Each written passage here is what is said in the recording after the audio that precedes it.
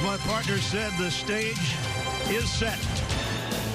Dooley Field in Athens, where we'll have a record crowd. And the Home Depot, SEC on CBS, brings us Between the Hedges. The number 7 Notre Dame Fighting Irish, the 3rd-ranked Bulldogs of Georgia. They'll tangle between the hedges. Outside the hedges, 93,246 will pack in here to watch this one. And we welcome you, everybody. I'm Brad Nessler. My partner is Gary Danielson. Gary, they tell me that the 1929 Yale game here was pretty big, but now arguably the biggest non-conference game ever to be played here. You can argue that point, I guess, but at one area we know is it's a playoff atmosphere here. It really is, and in some ways, Brad, it feels really bigger than a playoff game. You know, when an iconic team comes down, plays in the heart of the SEC, we know what Georgia is, and you know if Georgia wins, the SEC is going to pound the table that we deserve 2 teams, and it might be hard to argue if they run the table. But if Notre Dame wins, and all those people that really never root for Notre Dame, they might be rooting for them because that'll open up one more spot at the end of the year with that committee. We're going to talk about the quarterbacks in a minute, but let's go back 2 years ago. It was Georgia at Notre Dame. They win by 1. What's the biggest difference between those 2 teams and these 2 teams? You know, in that game in 2017, we really didn't know what Georgia was going to be. Ultimately, 1 play from the national championship. We know they're elite this year. They're a legitimate contender. But this Notre Dame team is much better. They got more players on the outside, better rushers. They're veterans. They played in big games. Tonight, there's no excuses. They got to stand up and beat an elite team. I asked Ian Book today, I said, are you guys ready to roll tonight? He said, yes, sir. It's a great opportunity. Right. The opportunity's at hand. And that's probably the biggest difference in the game in 17 to 19, the quarterback position. In that game, both teams were managing their quarterbacks. Not tonight. Both teams have quarterbacks that can win football games. Ian Book, it can move around in the pocket. He's a threat. Ball handling, RPOs, throwing the ball downfield and scrambling to make points. Georgia must be aware of him on every snap of this football game. 2 years ago, Jake Fromm was making his first start at Notre Dame Stadium. Now he is the undisputed lead dog. Yeah, in that game, it was like manage him, don't lose it. But we saw how he grew. We saw in that SEC game, he ripped the Alabama team almost and should have won the game. It wasn't his fault, and now he's even better. I've never seen a quarterback that is better prior to the snap and after the snap in college football for as long as I can remember. The vibe in this city and this stadium has been electric for 2 days. Tonight, the stars will shine on the Georgia night, and they'll shine on Dooley Field as well. The Irish and the Bulldogs coming up.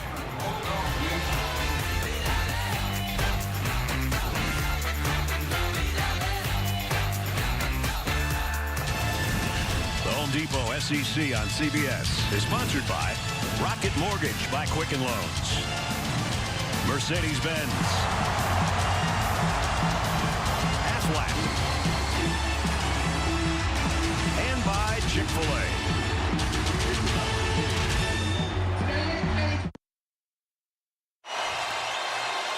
If this scene doesn't get you ready, nothing will.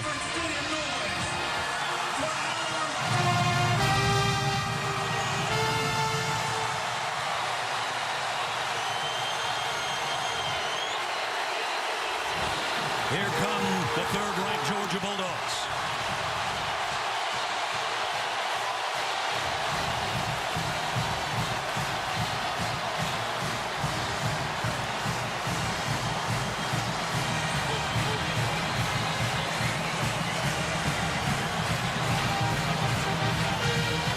And from South Bend to Athens, the 7th-ranked Fighting Irish of Notre Dame.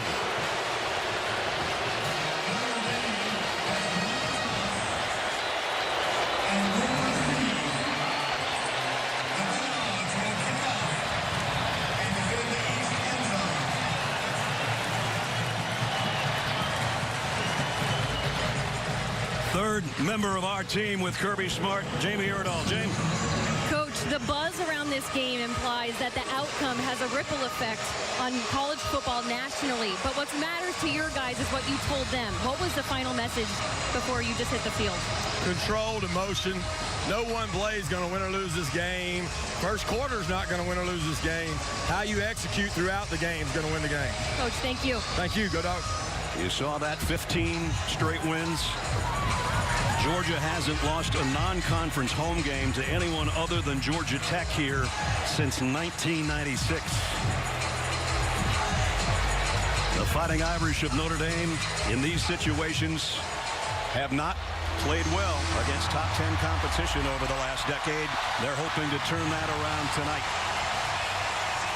Back to Jamie with Brian Kelly. Coach, you said this week we would see the best of Ian Book tonight. What does that play look like to make sure you steal one in Athens? I don't know. Probably should have said he's going to need to play his best tonight. So what kind of play is that, though? Well, he's got to be consistent in the pocket. You know, he starts getting outside the pocket, you know, he's doing too much. So be consistent in the pocket. We'll give him time. He needs to deliver the ball accurately. You've been in a lot of great games. Have you seen a scene like this before? Yeah, we've seen some, but this is really nice. They've done a great job of creating a home atmosphere here and got to play through it. Road Warriors, right?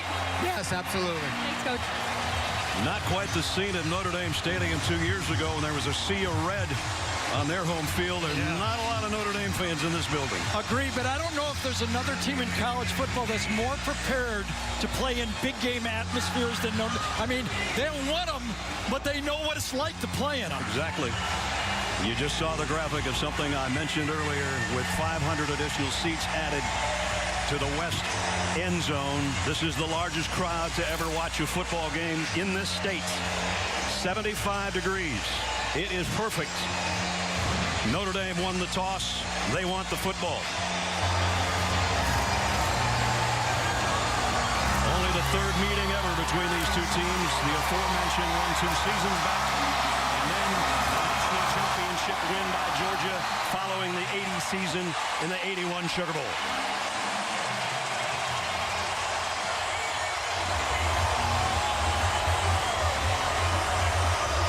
Rodrigo Blankenship's got it teed up. Williams and Keys are back deep for Notre Dame.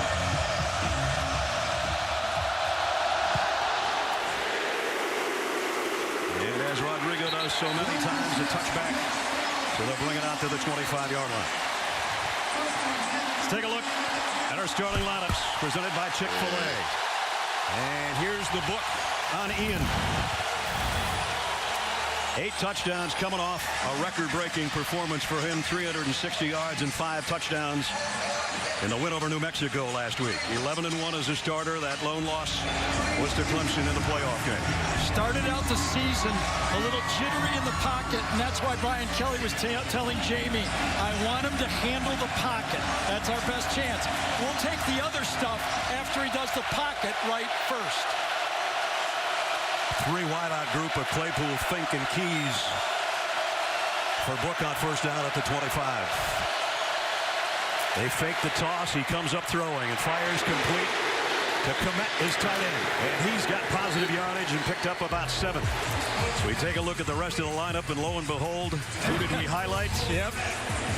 Right there, Komet back from an injury and in the lineup, and he makes a difference, Gary. He does, because they can also use Tremble, number 24, as an H-back, able to split him out when they use 2 tight ends. He's almost a slot. It should keep Georgia's base defense on the field. That's Komet in motion. Jones behind Book on second down and 3, and it's an end around. Lawrence Keys, and he's got the edge, and he's got the first down and then some. Out across the 40 to the 41-yard line before the Georgia Bulldogs can track him down. Eric Stokes made the tackle. 2 years ago, the longest run from scrimmage against Georgia was 8 yards, and that was by the quarterback. How does Notre Dame run the ball? It'll be like that, non-traditional runs, not line up at I-back and try to block them all. Try to finesse them with their run game early. Jeff Flanagan is our referee. The play was over. Personal foul. Unnecessary roughness, number 74 on the offense. The play made a first down after a 15-yard penalty It'll be first down and 10. There's Eichenberg right there with a hit. And not necessary. Remember what Kirby told Jamie. We want to play with controlled emotions. Right there early in the game, Eichenberg's trying to be physical. You know it's been preached all week. Be physical, and does too much early in the game. So even though they got a first down, it backs them up just outside the 25-yard line again.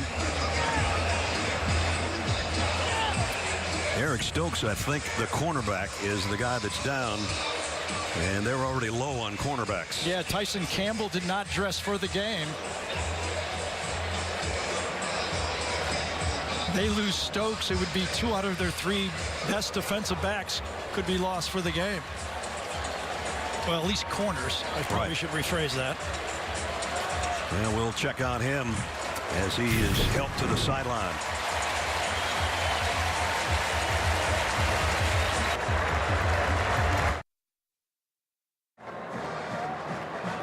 Want more stats? Hey Siri, who leads college football in rushing yards?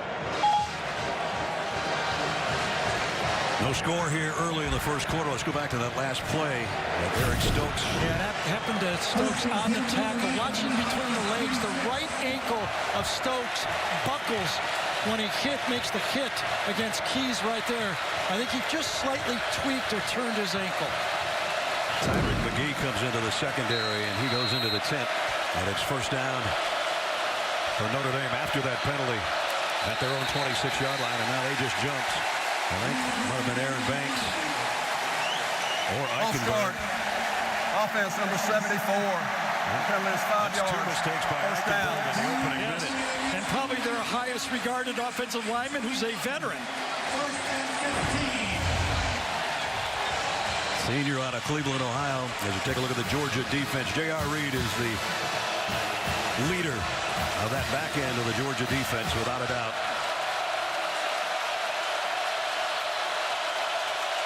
First down at 15 with another Notre Dame penalty. Ian Book across the middle, and again he's got Kmet, his tight end, across the 30, and he's still not down.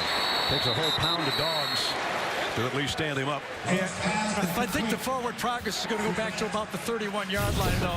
But so far in this game, Chip Long has Ian Book getting that ball out of his hands quickly, using his tight ends, and trying to avoid that early pass rush with the quick passes. That one picked him up 10 yards, so second down at 5 at the 31. Book with a play fake, throws off his back foot. Kmet has got 3 catches already. He's got a first down, and he's all the way out to the 46-yard line. So we knew he was going to be a great addition. We didn't know it was going to be this big this early as Stokes heads to the Georgia locker room. Brad, I was listening to the Notre Dame football game and listening to Doug Flutie call one of the games last year, and he said, you know, they always get on the quarterback for throwing off his back foot. Sometimes you got to do it. And that time he did it well. This time he steps into the throw and goes deep. Incomplete, intended for Chase Claypool. DJ Daniel was back there and had good coverage.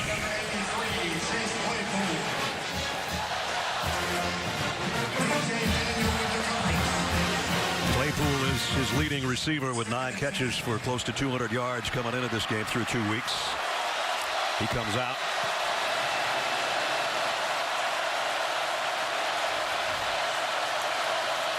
And again, the jet sweep to Keys going right this time. And this time Georgia plays the edge well, and DJ Daniels runs him out of bounds. A loss of 1. Yeah, and that time that Georgia defense, Tay Crowder, number 30, they just all ran it down. Going sideways, that's why you recruit these guys. Keep pushing it wide, and then your corner makes the tackle. That brings up a 3rd and 11. And Notre Dame's not been good on 3rd down this year, 27%. They only converted 1 3rd down a week ago. Now the speed rushers for Georgia have to make their impact. Guys like Nolan Smith, number 4. Can he make an impact? They're trying to get some heat on Book. Scrambles left and throws that way, incomplete. It'll be a punting situation. It was intended for Lawrence Keys.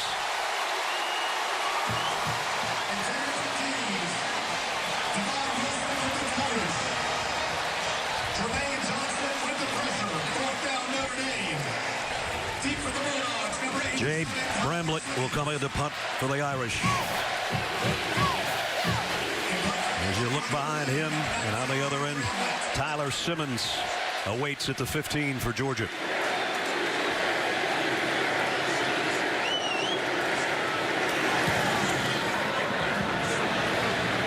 Simmons waits on it late for a catch. Oh, he almost ran into his own guy like the Iowa State game. It was really close. Yes. When I handed the win to Iowa, very lucky to get away with it. Georgia's going to be inside its own 10 on offense when we come back. Speaking of Georgians, how about our man, Jason Aldean? America's favorite kid genius, Sheldon Cooper, is back. Catch the season premiere of Young Sheldon at its new time Thursday at 8, 7 Central here on CBS. Sheldon's probably been watching this game. Georgia's got to work inside its own 10-yard line on its opening possession. And Jake Fromm in an empty backfield, and now DeAndre Swift comes to join him.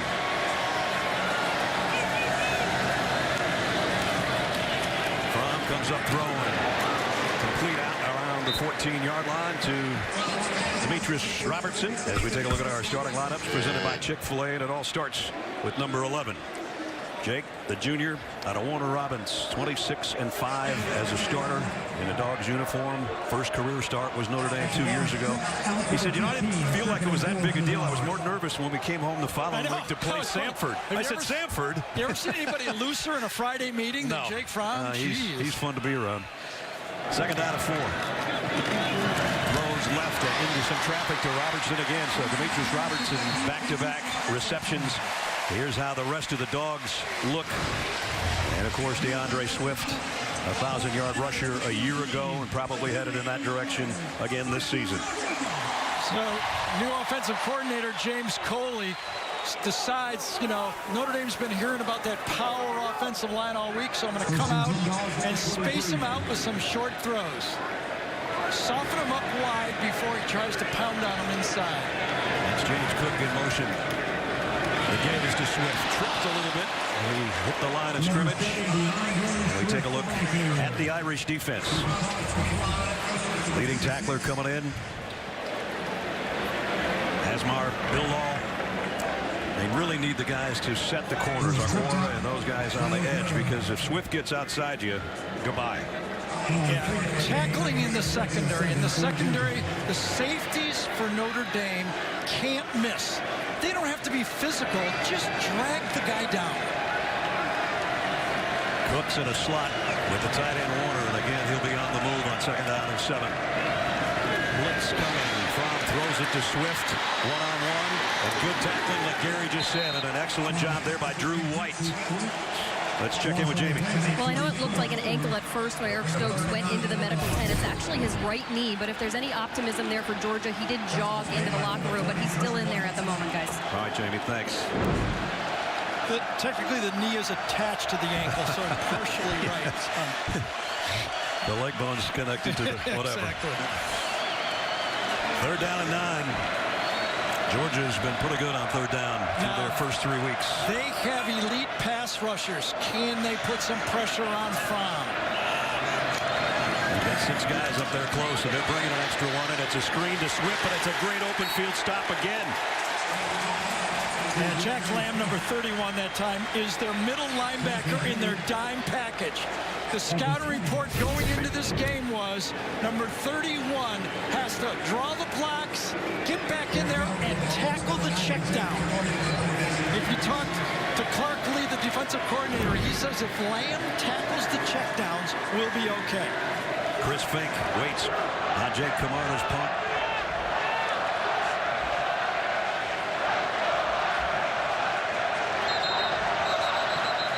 Whistle on the penalty marker down. I think 2 men in motion that time. Ball starts. Offense number 70. 5-yard penalty. 4th down. Warren McClendon, the freshman, is flagged for the false start. So instead of 4th and 13, it's 4th and 18. And they're getting dangerously close to their own goal line. Somebody needs to tell Kirby to do the controlled emotion in the first quarter. Who tells the guy that tells you, right? Scott Sinclair, their strength coach, is usually the guy that grabs him by the belt. He looked like a little emotional to me right there.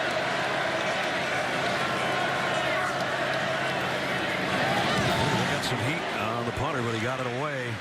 It affected the punt. And it's going to go up. That went out about the 40-yard line. It's going to be great field position for Notre Dame. They're still walking it up to see where they're going to spot it. I think Gary's right on it, I think. At any rate, 40. bad punt, great field position for Notre Dame. So far, they're off to a good start defensively. And their offense back on the field when we come back.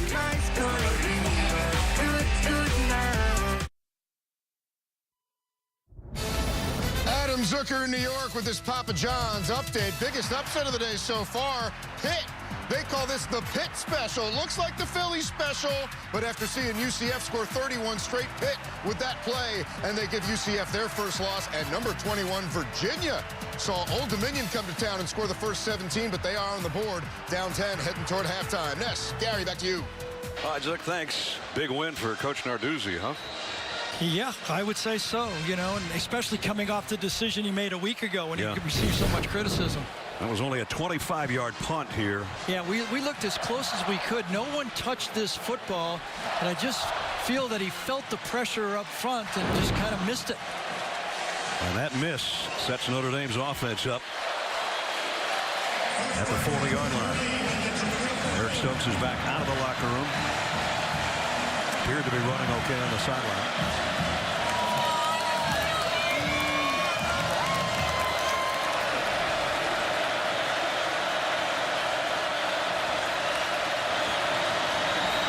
Keep it on the ground. Tony Jones about a yard. That's it.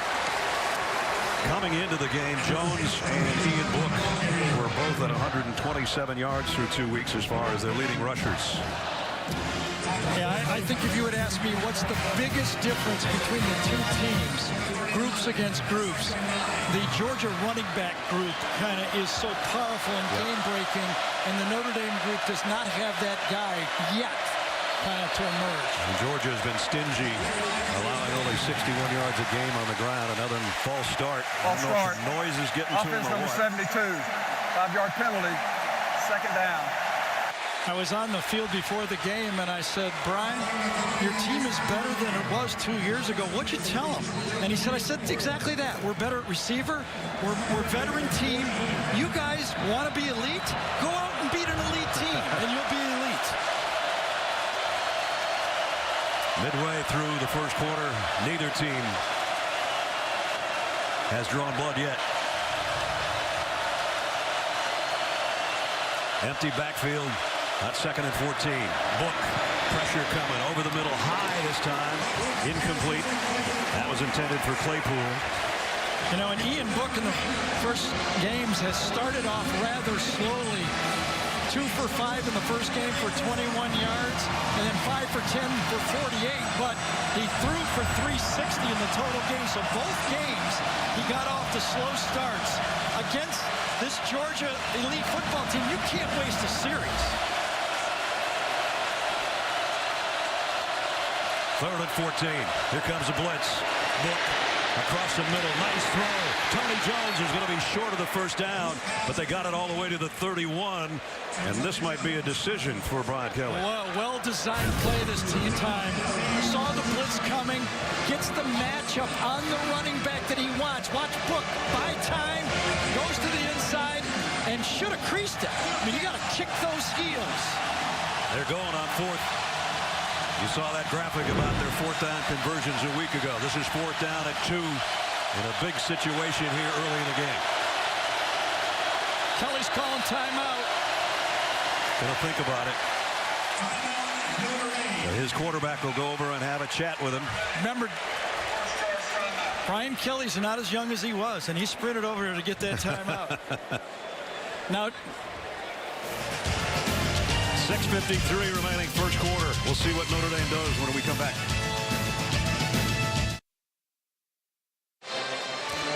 Stream CBS Sports HQ, the free 24/7 news coverage network that always is focused on the game. Get nonstop highlights, fantasy advice, and picks. Download the CBS Sports app to watch today. Don't forget, you can join Gary with the HQ team in our post-game show. You were HQing earlier today. It's fun. Terrell Davis was over there. Listen, I think they got to go for this. On the road, an elite football team. Here's the value now of Ian Book. Georgia has to defend the quarterback on this play. It's 4th down at 2. They're 5 of 6. They're fourth down conversions so far this year. Notre Dame has struggled on short yardage situations, but they've been on third down. Maybe fourth down is more lucky for them. And the ball goes through the hands of Book. And he's in a heap of trouble. Comes up firing and almost completes it to Lawrence Keys. And Georgia will take over on downs. Remember, the newest player on this team is Jarrett Patterson, the only new starter in the offensive line, and I think he snapped it before he should have. Georgia shifts, and he snaps the ball. I think the Georgia, some type of vocal call, got Jarrett Patterson to snap it before Book wasn't ready. It's very fortunate that the ball did not hit the motion player going by. So you go for it, you take a timeout. You know, I've already said that Notre Dame should not be in awe playing on the road, but they've made all the big mistakes here so far. So that gives the ball to Georgia at the 32-yard line. From under center. And a dig. DeAndre Swift trying to weed his way for about 4. Maybe only 3. Dalen Hayes made the stop defensively. So Georgia hasn't gotten untracked on offense so far. They come in averaging 565 yards a game in offense, but you have to consider the competition of who they played. Just remember, Georgia is looking for the play action deep bomb on every play. If you're playing safety for Notre Dame, play safety. Stay back. They give the ball to Brian Harrion. Harrion from that stable of backs gets about 3 more, but it's going to bring up a third down. Georgia, one of the best teams in the country offensively on the ground, and as you see on the right-hand side, Notre Dame 120th out of 130. So far, so good. They've done a nice job of slowing down the Georgia attack. Third down and 4 here. And remember, a lot of that was that opening Appalachia State game when they were not ready for that option game from Appalachia State. Excuse me, against Louisville, my fault, against Louisville. Kind of caught them off guard. Took a couple, 3 series to really find their feet. Dominic Blaylock, the freshman, was in motion. Pressure coming on Fromm again. Throws, and he completes it to Tyler Simmons. And it's a first down for the Dogs at the 47-yard line. Jake Fromm could feel pressure to his left, but he knew he had a one-on-one matchup. Stepped up, delivered it, even though he had another guy coming right in his face. Gilman, number 11 that time, still delivered another strike. So at the 5-minute mark of the quarter, Georgia with a first down out at the 47. Yeah, you know, there are like stats about Fromm that, you know, he needs to throw less than 30 passes to win. But boy, I've seen him at his best, and he's 5 for 5. He's now legitimately, you can play him any way you want. He's a winning quarterback no matter what you do. Tyler Simmons on the end around. And Simmons, positive yardage, he got almost 10 more. George Pickens, a freshman wide receiver, got a good block out there for his teammate. So one of the changes and challenges for this Georgia football team, so close, back-to-back years to going into the national championship, they lost both coordinators, Jim Chaney on offense and Mel Tucker on defense. James Coley, he was here as a quarterback coach a year ago, has taken over the play calling, and you know you can still see his footprints on this game. There he is, his fingerprints right there saying, spread them out, spread them out, spread them out. We'll hit them hard later. They can do just about anything they want on this down. Second down and 1, and it's a play action in front. Might want it all. He's going to check down and go to Swift, and Swift run out of bounds, a loss of a yard. Nice job defensively. Got a flag in the backfield as well. Holding. Offense number 66. 10-yard penalty. Second down. Solomon Kinley, the left guard, the guilty party. Georgia's offensive line is massive. Average about 325 pounds a man. Following the holding penalty against Georgia. Line of scrimmage. Getting back to the Georgia 46. I'm afraid to circle because I don't know if I can make circles that big. I'm afraid of going right outside the border here. The hold was against Myron Tagovailoa Amosa, the defensive tackle. And there's what I was talking about, 329 and 6'5". Notre Dame must move, stunt, use their quickness to their advantage against this big line. Here's the quick throw out in the flats. And again, Good open field tackling. Matt Landers lost yardage that time on a catch. And that's exactly the tackling you have to have. Jeremiah Owusu-Koramoah that time made that tackle in space. You can't let a 1-yard play become a 20-yard play. Make the tackles, make them earn their yards. We always talk about yards after contact for a running back, but now in modern college football, yards after contact for a wide receiver may be a bigger stat. We haven't seen an explosive play yet from either team. 3rd down at 12.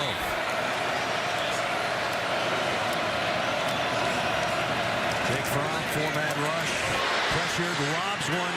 Lucky that wasn't intercepted. He was hit as he threw by Julian Okwara. I don't know if he lobbed it or the ball squirted out of his hand because of the hit from Okwara. Steps to 3. Yeah, he got hit as he let the ball go, and he just kind of squirted. He's very fortunate to get away with that one. His first incompletion, and there you see the heat, and the first time Jake's hit the deck. And as Brad pointed out last year, a lot of you might not have seen it. Jake always flips the ball before he throws it, and he flipped it a little too late that time. A little late on the flip. Camarda had a horrible first punt. Let's see how he does the second time around. End over end, this one's better.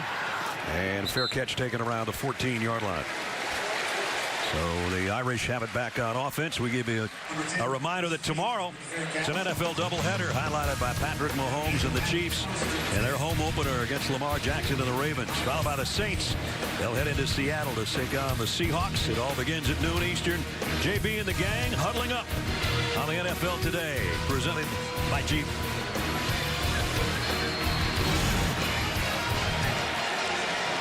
Check in with Jamie. Well, Ian Book checked in with the offensive line during that last series off, and they actually decided it looks like they're going to go a clap cadence only from offensive line coach Jeff Quinn to make that decision. It's pretty noisy in here. Right now, Ian's under center. The straight give to Jones right up the middle. And he's out to the 19, maybe the 20. Quay Walker was the first guy to meet him defensively. Listen, we all know the type of 1 through 85 talent that Kirby Smart has recruited here at Georgia. They're legitimate, with anybody. Clemson, Alabama, they've got just as good a talent as anyone in the country. But I know Notre Dame is happy to look over across that and see no Roquan Smith playing middle linebacker for Georgia.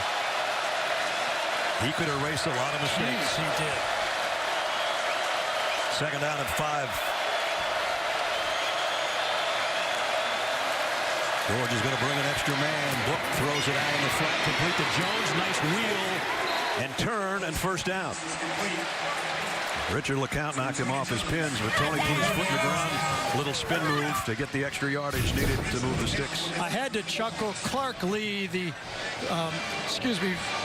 Chip Long, the offensive coordinator for Notre Dame, when McKinley broke all those tackles last week for a touchdown, he said, I've been waiting for 3 years for a receiver. And right there, when Jones makes a guy miss and makes a first down, that's what you got to do. They give it to Jones on the sweep to the left side, going for 3 or 4 before he's run out of bounds. Jamie was talking about they've had some issues here early in the game with the false start there on the left tackle, probably because of the noise and then the bad snap. Could have been the same reason. And thus, the clap and silent counts from Ian Book. I think there's only been one targeted ball to a wide receiver. All the rest have gone to tight ends and running backs for Ian Book so far. That tight end is Tommy Tremble in motion. Play action. Screen goes to Davis, and what a play it was by Tay Crowder. Avery Davis, kind of a multi-position player. They tried to get him out in some space, and Tay Crowder said, not on that play. It's one thing to recognize the play. It's another thing to run it down. Before the Notre Dame offensive lineman can turn around and look for Crowder, he had split him and made the tackle. No chance for a pickup. 3rd down and 9. Now it's going to get loud in here again.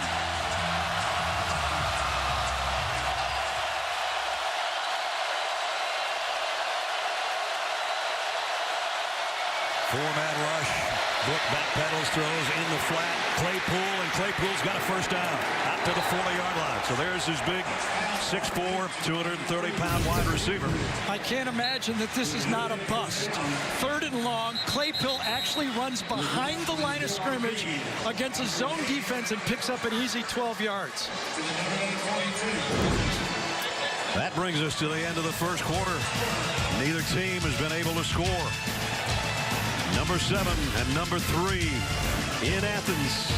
Second quarter coming up in a moment.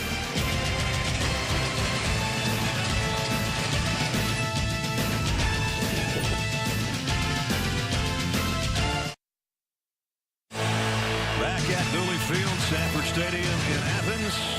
Home Depot SEC on CBS. No score through the first quarter. We start the second quarter with Notre Dame at the 42-yard line with a first down. And Tony Jones looking for somewhere to hide and actually loses a yard on the carry. Brad Nessler, Gary Danielson, Jamie's down on the field.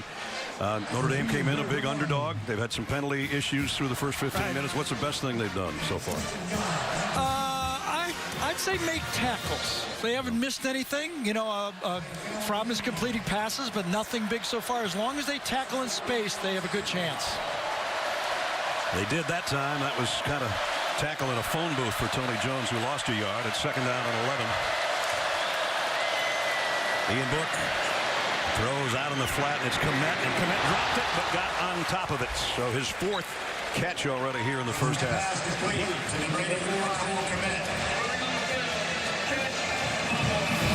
Well, Komet has made a big difference in this game plan. He's big enough and strong enough to help blocking on the end of the line of scrimmage, and he's catching those short passes. You can see how comfortable Ian Book is having number 84 back in the football game. He's an NFL caliber tight end, 6'5", 250, and he's made a big difference in this game as Ian Book's 8 out of 12 for 70. And has another third down situation here. That's Fink in motion. And now we got motion as well, and it's Komet who had an early takeoff, it looked like.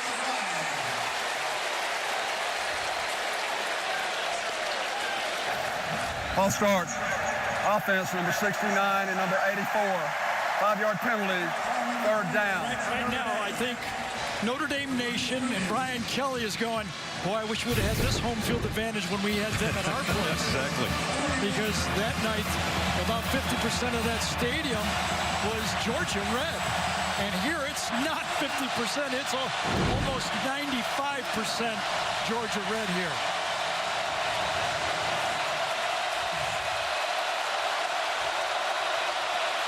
Making themselves known again for the Georgia defense on 3rd and 11. And a timeout taken by Notre Dame. Home field advantage, no doubt about it.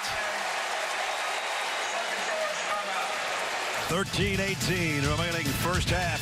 Notre Dame uses its second timeout.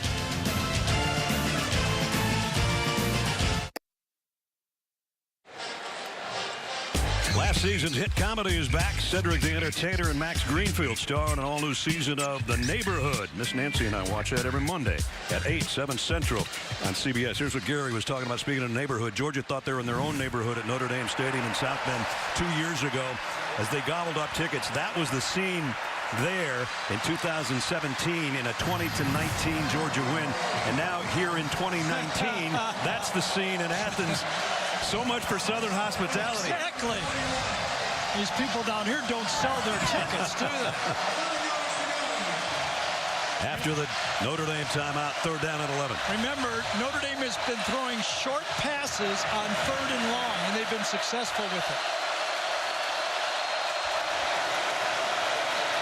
That's Trimble, the tight end who was in motion. Ian Book throws, complete. Avery Davis, and he is all wrapped up by Devon Wilson. I don't know if we have a stat yet for this in college football, but soon there should be. In the secondary, when the ball is given to the wings, all of the offenses now are trying to get their athletes the ball in space. And that means the athletes on defense got to learn how to tackle and wrap up. And they don't have to knock out guys. They got to just drag them down.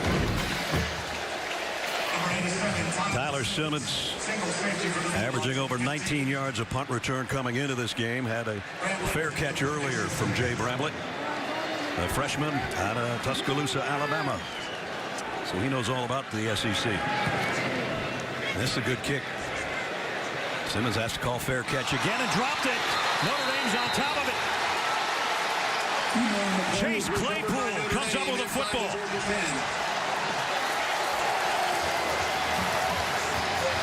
A huge mistake by Simmons. Fumble recovery by number 83. How about the hustle by your starting receiver, Claypool?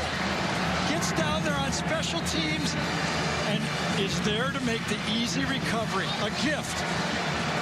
Calls a fair catch and then doesn't catch it. Covered the fumble at the 8-yard line. Now, how does Notre Dame take advantage of it?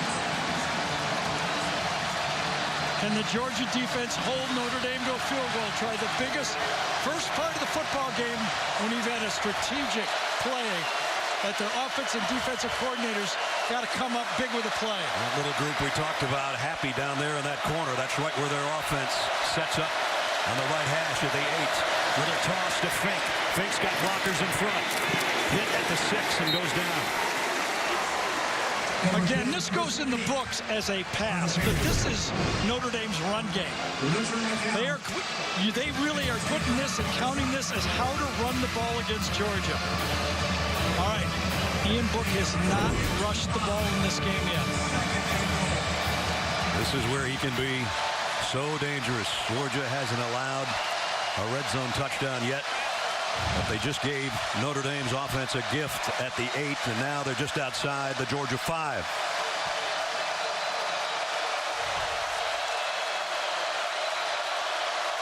Second down and goal. Book, the fade to the corner to Claypool. Did he catch it? Flags are down. He's out of bounds.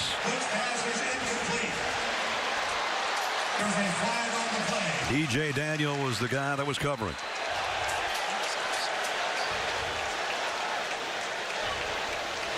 Pass interference.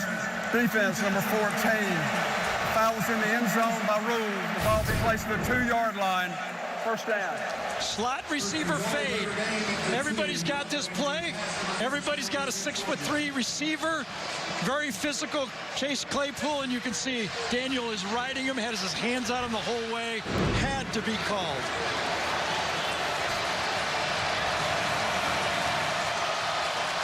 Georgia short on defensive backs due to injuries. And that time, the corner with the pass interference, they're coming right back to Claypool. Incomplete this time. Well, you can see the respect Chip Long has for this rush defense for Georgia. First down. Come on, all of us that grew up watching Notre Dame football, we're saying, all right, let's see the Irish pound this thing in, right? I mean, yep. How different are they? Go back to the same type of a play?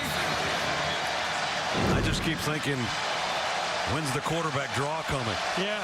Or as you're calling plays for Chip Long, do you think it 4-down territory as you call these plays? Book is under center. The toss, the roll, the throw, the wide open toss for the touchdown. Kirby called timeout prior to the play. And he saved the touchdown. Notre Dame was an unbalanced line, and he got a timeout to save a touchdown. First charge timeout. He knew his defense was fooled. Unbalanced line, only 2 guys are going to run the end man on a touchdown, but Kirby sprints down there, uses his defensive back plays, gets into the end zone. A nice design play to slip into the backfield. Look at. He said, we don't have it right. We don't have it right. He didn't move that fast when he played here.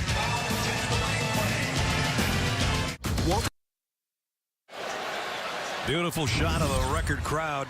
Our aerial coverage is sponsored by State Farm. Over 93,000 on hand in Athens. If I was Brian Kelly, I would go to my offensive coordinator, Chip Long, and I'd tell my whole team, we're going for it. If we don't lose yardage, we're going for it on all 4 downs. We got a gift here.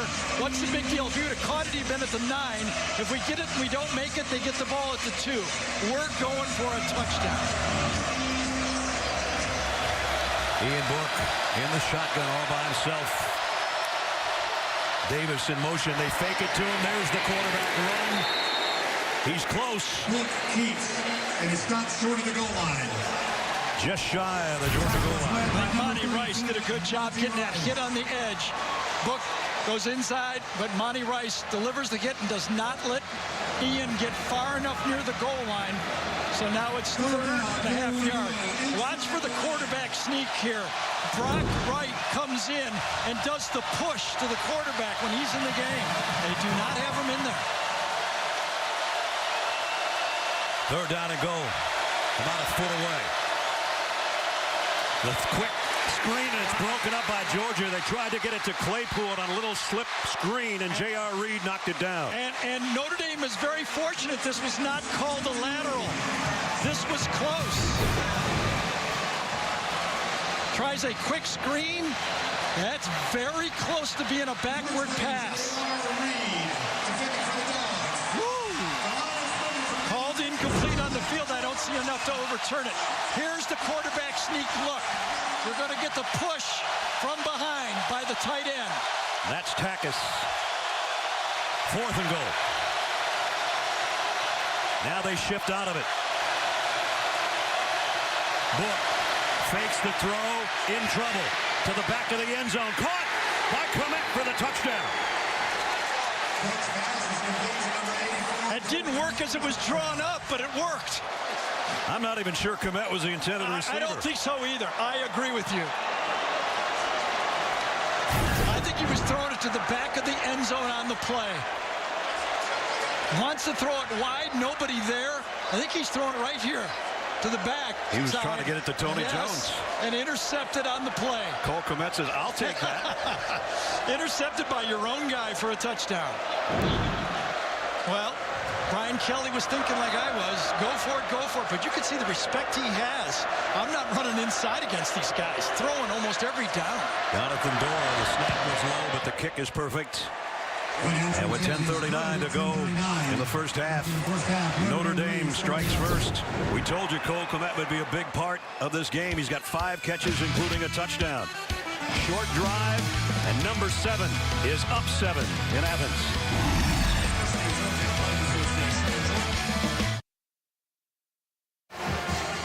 7-0 Notre Dame on a touchdown pass from Ian Book to Cole Clement. And we have another look. Well, during the first, I tried to figure out what the play was. After they shift out of this, they give the look like the quarterback sneak in previous games. And I think what's trying to happen, I think Clement was trying to pick for Tony Jones to come around the outside. When it wasn't there, Jones goes deep. He tries to get him the ball, and Clement intercepts it. That's all I could think from.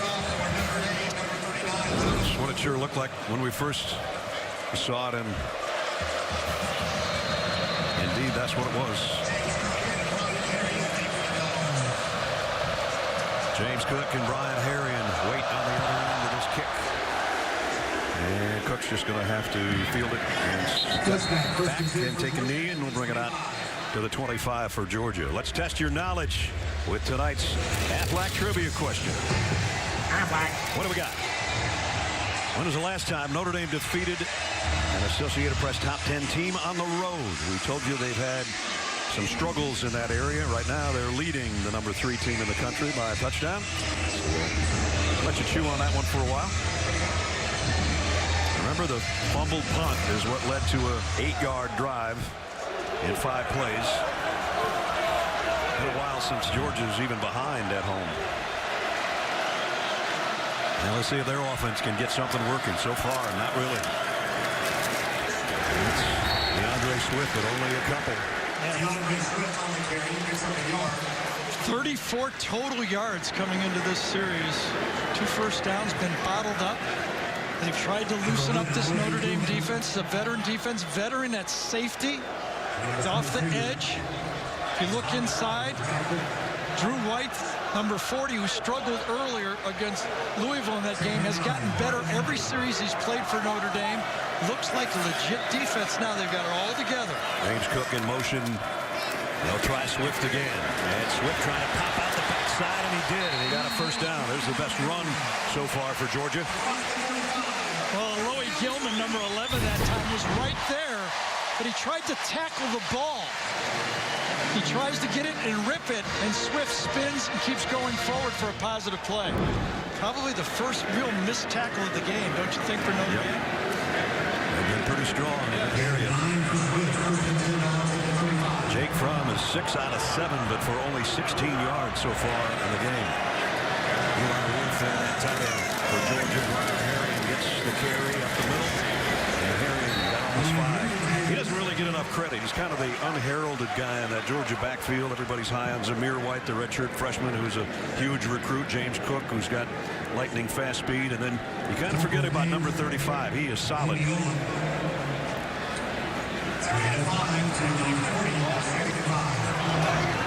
Second down and 5. Herring stays in there to flank Jake Fromm.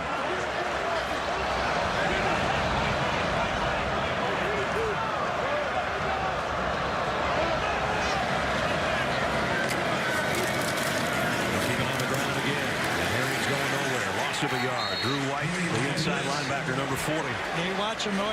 First game, it looked like the whole Irish nation was going, oh, we miss Tranquil so much, and he was a great player for so long for Notre Dame.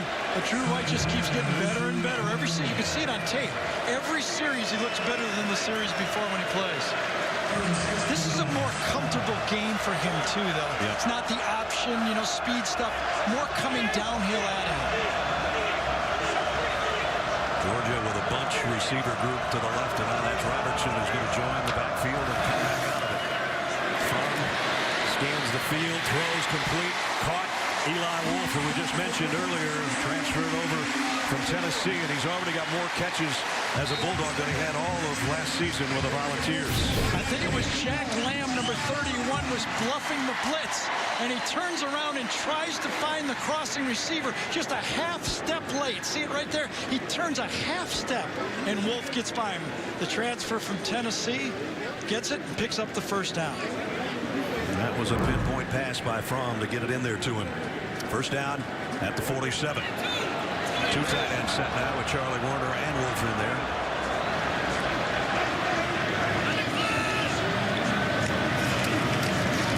Swift trying to get to the edge. DeAndre Swift. There's one of his patented runs. Pick up a 12 and a first down. Well, Eli Wolf caught a pass on third down. This time they asked him to block. He gets out front in space and makes the block, pushes him by. That's all you need. Good running back, just get in front of somebody, and you're going to make positive yards on the play. So Georgia's offense moved it to the Notre Dame 42-yard line with another first down with 7 minutes remaining in the second quarter. Lawrence Cager, another transfer from Miami, is up to the top of your screen. Simmons to the right on first down.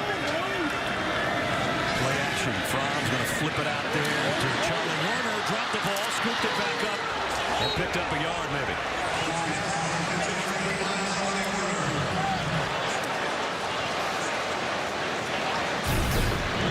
You really have to be impressed. I mean, Fromm he's almost a magician with the ball, but the Notre Dame defense is on the throw. He's completing them, and they're there. They're in the picture. And that's really the key here when you're playing against elite athletes. Do not give them space when they catch the ball. This is the best tackling I've seen so far this year from anybody. No doubt about it. But it seems like Georgia's kind of found their rhythm here. Enough power.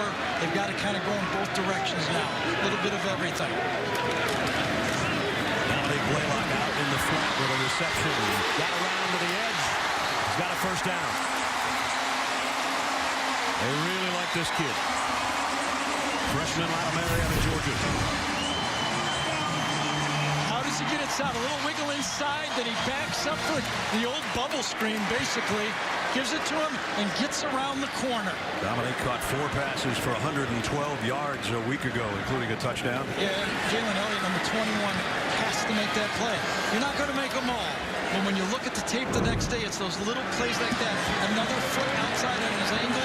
Could have stopped it. He misjudged it. When you get D-Rob like that kind of stuff, he's going to get around it. Flags, and it might be a false start this time on Georgia. At least that's False what. start.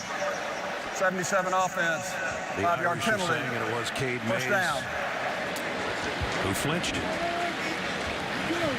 Those kind of penalties just kill your rhythm. You're going along pretty good, and all of a sudden it's first down at 15. Yeah, and it has been a good rhythm. You know, you get an 8-play drive here. Everything is on target. No mistakes. Once those big bodies go one direction, they're not going the other. Yeah, cage 320. Once it's going in reverse, it's staying in reverse.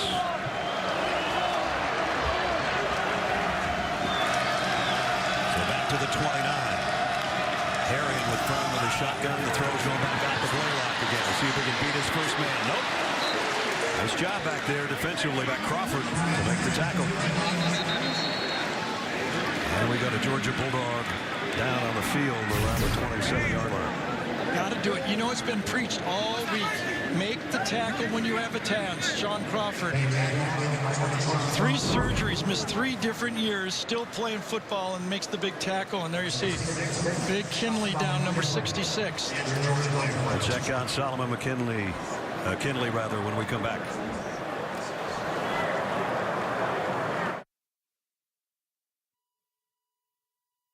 Adam Zucker in New York coming up on the Geico Halftime Report. Houston, BJ and I will get you caught up on today's action, including Clemson all over the 49ers. The Charlotte 49ers, 66-yard pick six by Kayvon Wallace. Tigers on an 18-game winning streak. Now back to Ness, Gary, and Jamie. Thanks, Adam. Clemson can probably play with the San Francisco 49ers. Just under 5 minutes to play here as we saw Solomon Kinley, and they're helping him to the sideline as we took a look, and he got rolled up on by Kurt Heinisch, I think, is the guy that got him, Gary. Yeah, and I think 57, Adamiola, also from the other side, kind of braces him one way, and there's no give on the play, and gets bent backwards. Not to mention big Andrew Thomas falling on the back of him as well as the left tackle. So now their offensive line, that's their strong suit, banged up because of Isaiah Wilson, also hurt. Yes.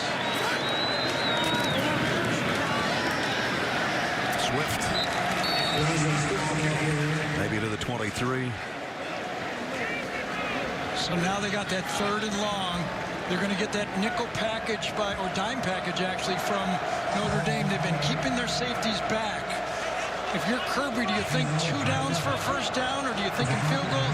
They have not gone deep so far in this game, but Notre Dame's alignment has not allowed it. I look for a dig route, something across the middle. Charlie Warner, the tight end, is in a slot on the right. That's Demetrius Robertson, who's in motion. 3rd down and 9. Fromm looking left the whole way. Back shoulder throw. Got it. Complete. And it's Lawrence Cager. First down. Went man-to-man to the outside. Their best cover guy is Tony Pride, number 5. Cager to the outside. Got your best guy on him. They make a better throw than you could. Nothing you could do. When you're playing bump and run to the outside, you're trying to clog everybody else. That throw's better than your defense. Fromm now 11 for 12 in the football game. How about that? And he got it inside the Notre Dame 10 at the 9-yard line. First and goal.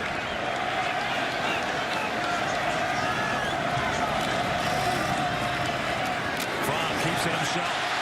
Inside the 5, he fumbled the ball into the end zone, but I think he was blown dead at the 3. He doesn't run a lot. Well, I'll tell you, when Alohi Gilman comes from the secondary, he brings a load with him. One of the things, he lays it on Fromm's right shoulder, too, on the hit. Definitely down. His left elbow is down. But when you're a running quarterback, you get hit in that right arm. That's always scary. Late stages of the second quarter. Here's how they've mixed it up this drive. Yeah, been in control. 1 penalty, illegal procedure penalty, was the only negative play. DeAndre Swift to the end zone. Touchdown, Georgia.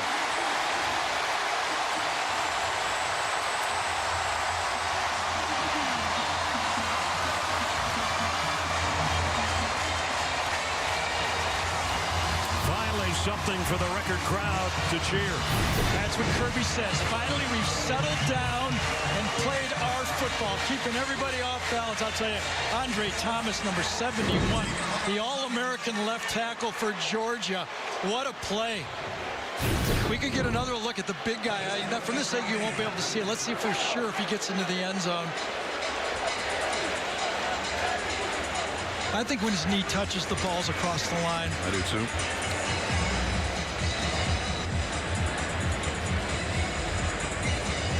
Looks like it broke the plane before the knee hit the turf. Yeah, remember, the line is the end zone. If it goes down, the front of the line is as good as the back of the line. Watch big Andrew Thomas right here playing elite. I mean, 350 pounds, 6'7", moves like a cat, gets in the linebacker, puts him in. No way the middle linebacker can make that play. Let's check in with Gene Steratore, our rules official. Gene? I've got a touchdown on the play, guys. When that right knee makes contact, the ball has broken the plane of the goal line. Field is confirmed. Touchdown. Confirmed it is. Touchdown, Georgia. DeAndre Swift's third rushing touchdown of this early season. And in that drive, Georgia showed why everybody believes that they're elite. They can do it with power, finesse, the deep ball, the back shoulder. They got a quarterback that's elite. They got all of the pieces. Rodrigo Blankenship's 174th straight extra point is good. 2:27 remaining in the half. An 80 to make it a 75-yard drive in 13 plays. DeAndre Swift, James Coley says that's how we drew it up. 7-7. Thursday on CBS, a new comedy about love, life, and friendship. Don't miss The Unicorn. Premieres Thursday after Young Sheldon on CBS. Remember in the Clemson game in the playoffs, Notre Dame was into the game until 1:50 to go in the second quarter. It was a 7-point game. Right now, Notre Dame needs to be careful. They only have one timeout left. Georgia gets the ball to start the second half. You do not want to give Georgia the ball again in this half. So they'll bring it out to the 25 for the Fighting Irish, and that will give us a chance right here to answer our Aflac trivia question. The last time Notre Dame defeated a top 10 team on the road, 7 years ago at Oklahoma. A big win in Norman over Bob Stoops' crew. And here they've given number 3 Georgia all they can handle and then some. Tie game, 2:27 left in the half. They got to get out of the half, and they have to look like they're attacking because Kirby, if they don't gain yards, will use his timeouts. Has 2 remaining.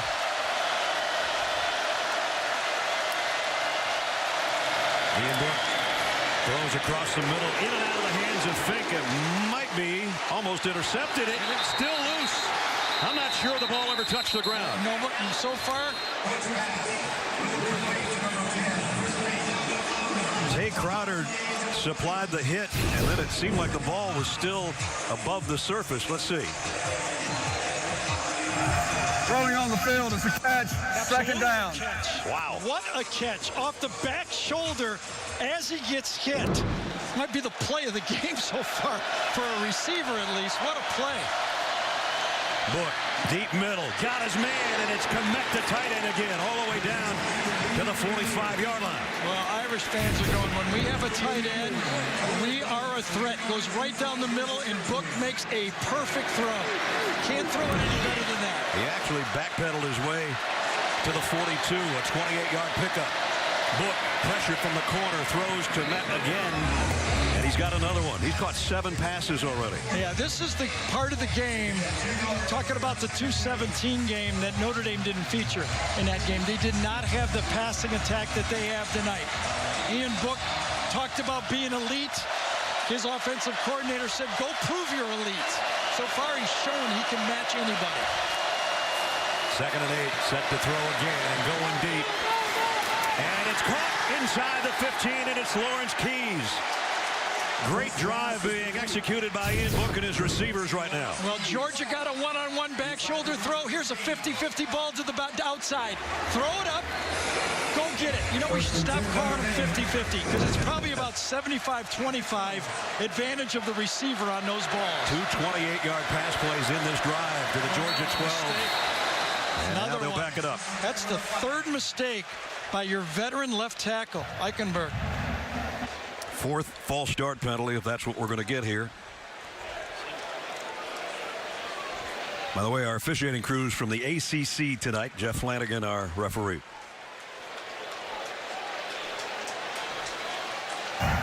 False start on the offense. This play qualifies for a 10-second runoff. The only way Notre Dame could get the 10 seconds back is to burn a timeout, and they do not want to do that. Could have been Komet, could have been Eichenberg. Both guys on that left side look like they got a head start. I wouldn't blame Komet the way he's catching the ball. I'd want to get out there, too. Tell you, Ian Book, the more you watch him, his feet are so nimble. Reminds me of an old Irish quarterback we played a long time ago, threw just like him with those quick feet. That would be Joe Theismann. Remember how he played? Had the same style. Great athlete in the pocket, able to move his feet and throw. A little bit of a run attack and pass attack at the same time. with the runoff. There's 40 seconds left unless something changes here. Notre Dame has to be ready to snap the ball when it's put in play. They don't want to waste any more time. For 10-second runoff. Notre Dame will not call a timeout, so the 10-second runoff will apply. Second down. First down. All right, well, that's exactly what Gary said a minute ago. First and 15 from the 17. So first down at 15 at the 17.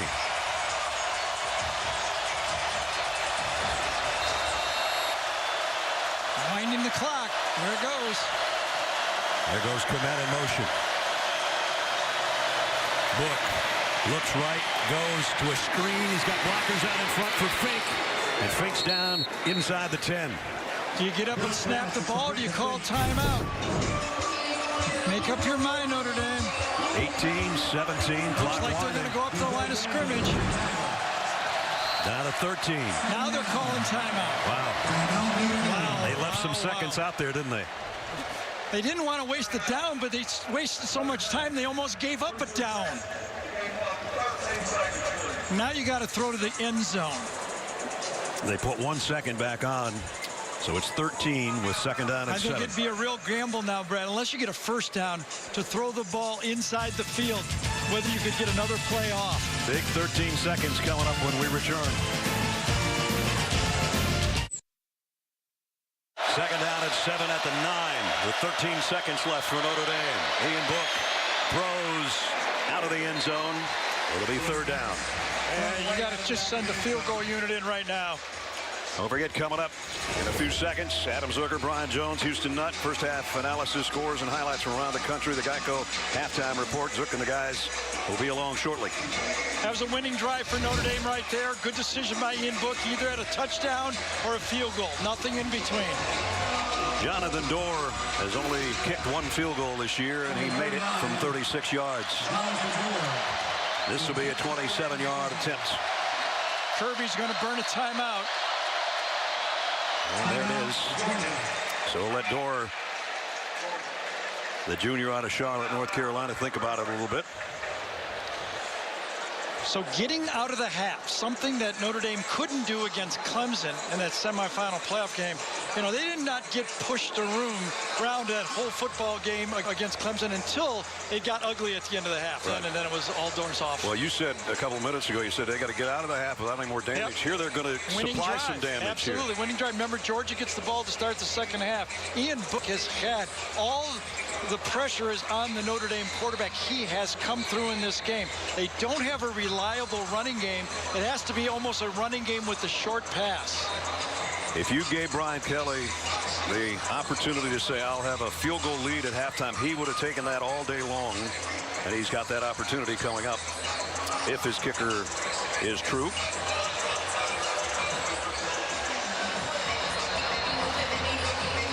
They bring in the offense. I think they're going to throw one more fade pass to the end zone. I was going to say, it is third down, not fourth.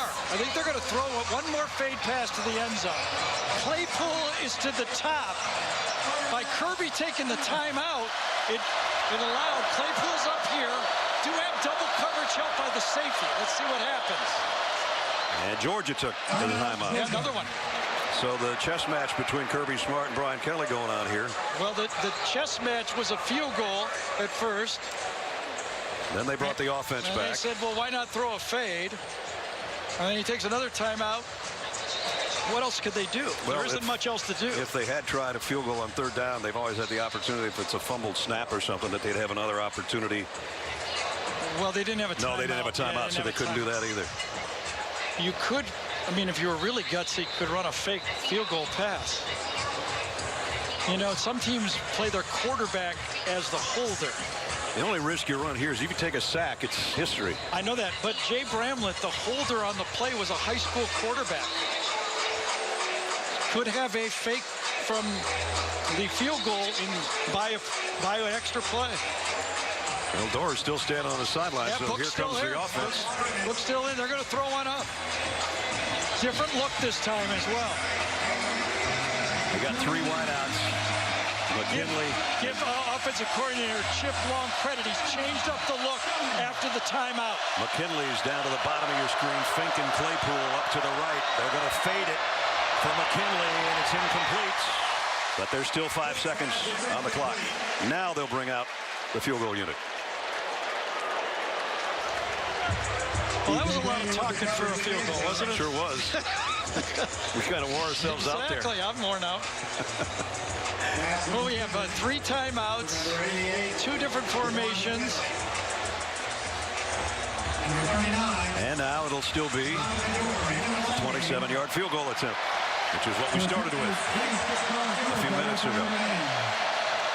Jonathan Dorr to try to give the Irish the lead at halftime. And he does. Notre Dame comes into Athens, Georgia, a big underdog. They go to the locker room with a 3-point lead over the number 3 team in the country. How about this?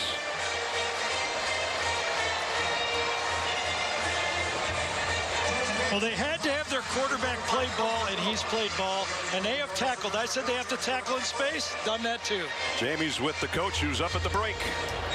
Coach, you hit the ground running in this hostile environment. You overcame some miscues early, but what started to click offensively for you there? Well, the game's playing well, seeing the field. Obviously, getting Cole Kmet back, you know, allows us to do some more things in the passing game. And again, you know, I think just being more diversified offensively allows us to spread the ball around a little bit. Yeah, we're obviously didn't do a very good job getting our football team ready for a silent cadence. So that's on us, but we'll settle down in the second half. We'll be better at it. Coach, thank you. Thank you. I think everything else is working pretty well, including Kmet, who's got 7 catches for 69 yards and a touchdown. Into the half. 7th-ranked Notre Dame leads 3rd-ranked Georgia 10-7. As we go to Adam Zucker and the guys in our New York studio. Zuck. All right, Ness, what a game so far. And coming up here on the Geico Halftime Report, Houston, BJ, and I get you caught up on a huge day for quarterbacks around college football and a running back after this word from your local station. The light show continues at Sanford Stadium, but the hometown Georgia Bulldogs not exactly lighting up the scoreboard. They trail as we get set for the 3rd quarter. They will have the football first, but Notre Dame with a lead of 10-7.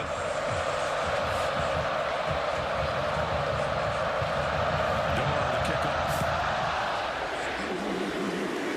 3rd quarter underway. This one will be returned. James Cook. Trying to put it outside. He's not going to get to the 20-yard line. Only got out to about the 15 as we welcome you back to Athens. Brad Nessler, Gary Danielson. Notre Dame comes in big underdog. Here they are with the lead. And you surprised? Yeah. I think I'm surprised, but I bet Notre Dame fan is even more surprised. They watched the first couple games. I think a few factors, you know, but tackling. Have you seen tackling? Like, no. I mean, they really You've been preaching that to me since like Wednesday. I know. I thought it was the key. And I think Brian Kelly saying Cole Kmet has made a big difference in their offense. Gives it a much more diversity. Jake Fromm is 11 out of 12, but for only 59 yards passing. And Georgia only had 3 possessions in that first half. Trying to to get DeAndre Swift going, and he only got about 2 yards as we check in with Jamie. Well, I'll tell you the last thing I asked Kirby Smart, Coach, if you keep playing the way you're playing, do you win this game? He said, we don't. We have to continue to control those emotions and play downhill the way Notre Dame has been playing downhill against them defensively. Unfortunate news, though, for Georgia. It does seem like Solomon Kinley will be out of the rest of this game with that lower left injury. And that has depleted what was the strong suit for Georgia, their offensive line. So 2 would-be starters not in there due to injury. Isaiah Wilson and now Solomon Kinley. 2nd down and 8. The motion man is Demetrius Robertson. Fromm throws over the middle, complete to Cager, and that's good for a 1st down. See, this is where you really see the smarts from Jake Fromm. He wants to go left with his ball. His eyes go left from the start, then he goes to the middle, then back to the right side and completes the pass. That's when your quarterback's in charge, and protection gives him a chance to do it. There's Aga 10. That's Q. He is a 4th-year redshirt junior out of Savannah. What's he majoring in there? I don't know. Undecided. Yeah, undecided so far. 1st down. Swift, broken tackle. Trying to break another, and did. Got out across the 35 to the 36-yard line. The first half game trends, as we said, Jake, almost perfect, but no big completions at all. Ian Book was sensational. 7 completions to his tight end, Cole Kmet. And Georgia, first time they've trailed at the half at home in 3 years. This is their opening drive of the 3rd quarter. If you're just joining us, trailing by a field goal. Brian Harrion now in the Georgia backfield.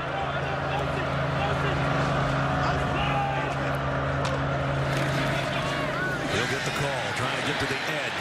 Got there, got to 1st down. Good run by Brian Harrion.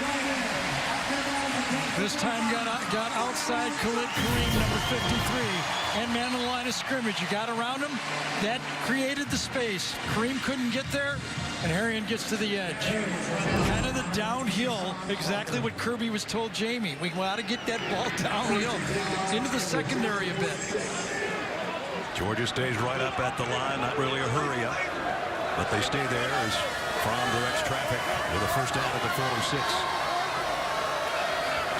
James Cook in motion to the top. Here comes an end around. Great defense. Landers is swarmed under by the Notre Dame defense. Owusu Koromoa was the first guy there. And you got to play outside the play. Stay outside the play. Force him inside and then make the tackle. He knew he could push it inside. Warner could not get the block on him. Played it exactly the way you go watch practice, the begging him to play. And a big loss, making it 2nd down and 16. James Cook flanking Jake Fromm in the shotgun. I'd like to get him in space. He's got great speed. From deep middle. Did he catch it? Dominic Blaylock, did he take it off the turf? No. It was a little underthrown, I think. So when you play the rover spot for Notre Dame, as you look at this ball, yeah, it bounced. It bounced. Owusu right there, Koromoa, is playing in coverage. Last time he's playing defensive end. Whatever way it flanks, sometimes he's got the slot, sometimes he's got the edge. That's how versatile he has to be. Notre Dame seems like they got all kinds of guys that were safeties. Now they're linebackers. Corners have become safeties. We may have spoke too soon here. We're going to take a look at this. I still think it touched the ground, but I thought it did. Worth a look. Was a big play. Todd DeJoseph is a replay official. The back judge kind of right in the way, but it's on the ground there, I think. I thought it moved after it hit the ground, no doubt. Good try. Ball was a little low. Could have been completed. He had a great matchup on the play. Owusu Koromoa was on coverage. Putting on the field is confirmed. It's an incomplete pass. Let's bring in Gene Steratore. I think a great job by the back judge, who did get in our way on the screen, but I think that's because he's in great position. That's right. And the umpire also spun. Both officials came in and together ruled incomplete. Neither hand underneath of the football, so the ground is part of helping them with that process of the catch, and a really good job of incomplete, guys. I was actually going to say he was in great position, even though he was in our camera view. How hard it must be on Gene with the great game going on to watch the officials. He doesn't have to be out there. You have to concentrate to watch the officials. Third down and 16. Georgia's really going to have to earn this one if they pick up a first down. And it's an inside handoff, DeAndre Swift. Swift broke one tackle, little lazy leg, got past the 50. Now it's decision time. Yeah, he's about 2 yards shy of the first down. Past the 50-yard line. I think that may be the first decision Kirby's going to make. Should he go for it here? Get it in the secondary? No real chance. Runs through a couple tackles to make it a decision. Here comes a punting unit. That takes DeAndre Swift over the 2,000-yard mark career-wise and averaging over 7 yards a carry, which is remarkable. And he's in some great company in both those categories. Camargo to kick. Chris Fink stands back inside his own 10 on the other end.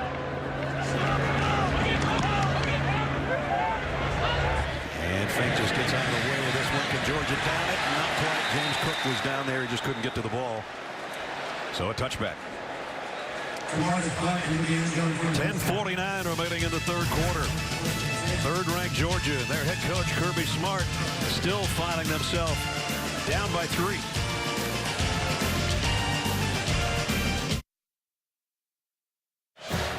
And now, do Project Smarter, presented by Home Depot. The Home Depot, and it's smart to get your tight end back from a collarbone injury. Last week, Ian Book threw for 360 yards, but they were different plays than this. Now he's got a tight end. He makes a great interception here on a pass for a touchdown from his own quarterback. But Kmet has been the safety blanket for Ian Book. That's the best throw of the day, I think, by Ian. Down the gut. And Kmet has given him, as Brian told Jamie, I think more flexibility in the offense for everybody else. There's his numbers. 7 for 68 and a touchdown. I know the Irish fans are saying keep it wide open. I don't know if they have anything else but to keep it open against this Georgia defense. Book on the give to Tully Jones. Jones fighting for close to 4. This is not a traditional rush offense for the Irish this year. Everybody knew that if this team was going to make a run at the championship for the playoffs again, it would be based on a pass offense helping their defense, their veteran defense. And that's why all the pressure's on Ian Book. He has to continue to make all the right decisions on every play. Second and 6. Book pressure from behind. He got rid of it over the middle. Incomplete in and out of the hands of Jones. Inaccurate. He had a potential to make a first down. Tony Jones is a very good receiving back out of the backfield, but you got to give him a chance on those short plays. Those receivers do not have enough time to react to the throw. This one, he thought that Jones was going to continue and cross the linebacker, and he pulled up right. Aziz Ojulari and Malik Herring at least got a little pressure on Book that time. That's about the first time that he's felt a little heat from behind. Third down and 6.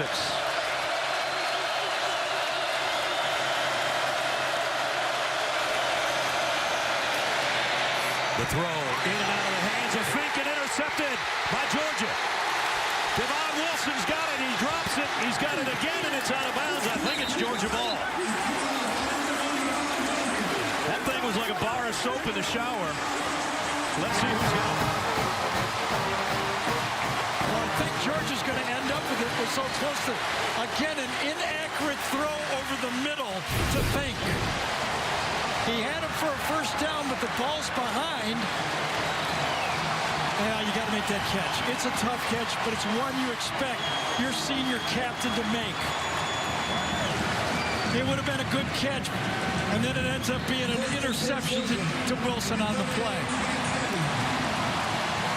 Devon had to find the handle on it about 4 times, and it finally goes out of bounds, and Georgia's got it at the Notre Dame 22-yard line. And Tony Jones rips it out again on the play.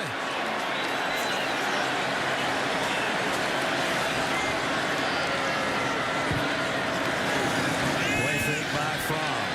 Gonna throw it back to Swift in the flat. DeAndre Swift break a tackle. Out of bounds. Inside the 15.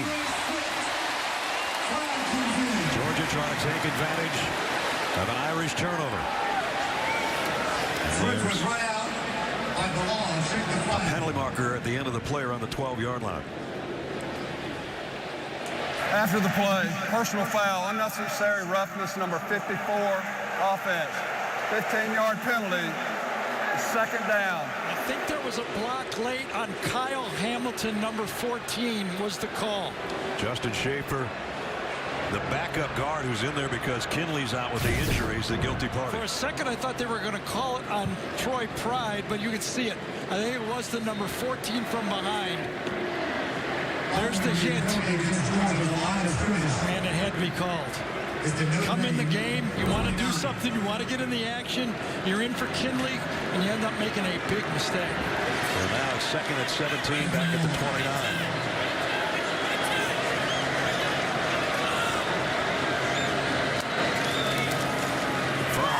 Quick pass, Charlie Warner catches it, goes to a knee at around the 23.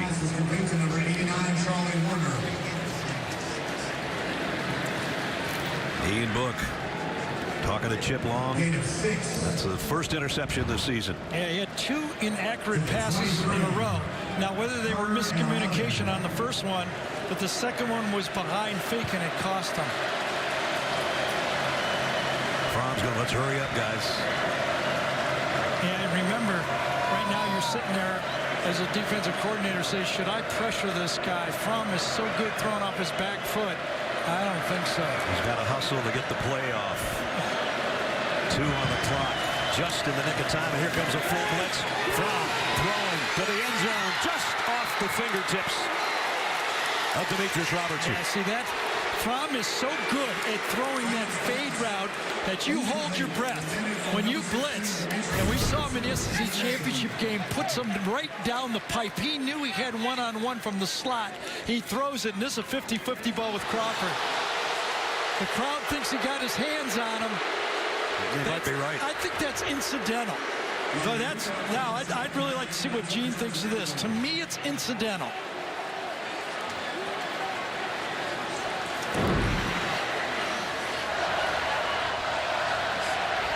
Rodrigo Blankenship will try a 40-yard field goal. He's perfect so far this year. He still is. Georgia draws even on their senior kicker. We're tied at 10.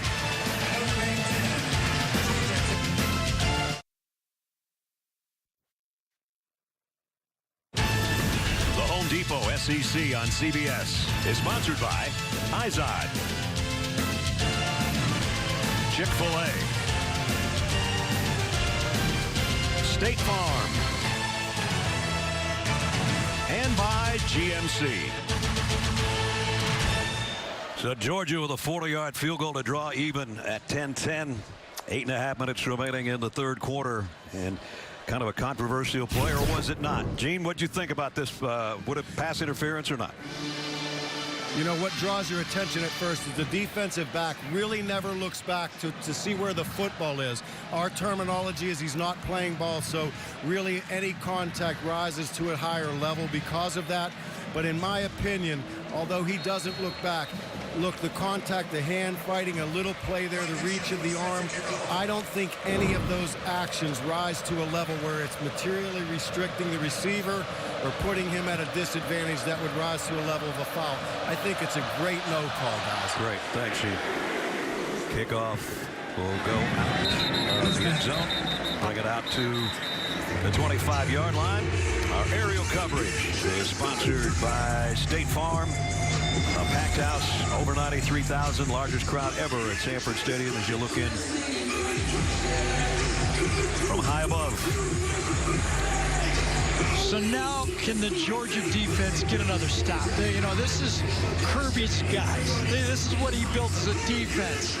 So far, Notre Dame's offense been controlling the game. No havoc plays, no big plays until that interception.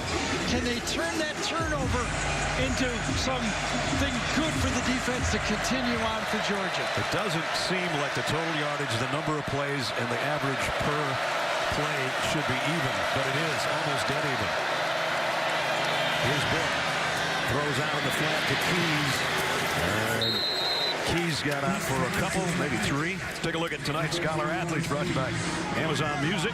Chris Fink for Notre Dame, one of their captains, and Rodrigo Blankenship, who I just mentioned after the field goal. Amazon Music showing their commitment to the investment of our future by donating $1,000 to Notre Dame and Georgia's General Scholarship Fund. Fink, a senior out of Dayton, Ohio. And he's in there right now. And it's Cole Kmet in motion. 2nd down and 7 for Ian Book. Book fires. That one was almost intercepted by J.R. Reed, and he would have had a touchdown had he held onto it.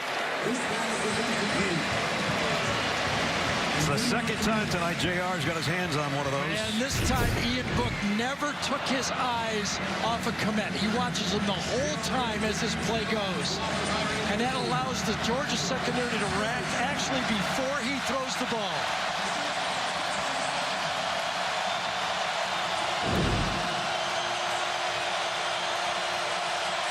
Big 3rd down here for both teams.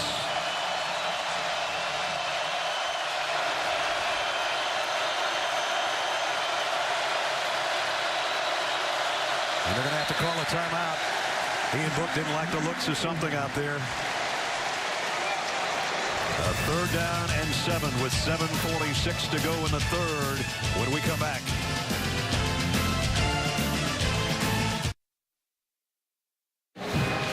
Tuesday at 9 Eastern, join CBS Sports Network's team of experts in the studio to tackle all the hottest topics on the gridiron. Don't miss Inside College Football on the 24-hour home of CBS Sports. Let's check in with Jamie. A tough look for Georgia behind me. Solomon Kinley has emerged back out on the bench, but it was on crutches, and he has a boot on that left leg. But that's just on the offensive side of the ball. Defensively, they are continuing to be depleted. Tyson Campbell never played in this game at corner. Eric Stokes is on the bench with that right ankle injury. He's not playing. And David Marshall, left foot injury. He's on the bench, not playing either. All right, Jamie, thanks. And they could use all the help they can get right now, trying to hold Notre Dame without a 1st down on this 3rd and 7. Kmet switches sides and sets up in a slot on the left. Fink in motion. Ian Book across the middle, competes at the Keys. Keys trying to get to the sideline. He's going to be short, well short of the 1st down. So Notre Dame shifted, and then he went in motion, and it told Ian Book that Georgia is in a zone. Because all they did is rotate their linebackers. Nobody else moved. Thus, they have basically a wide receiver screen coming from the opposite side.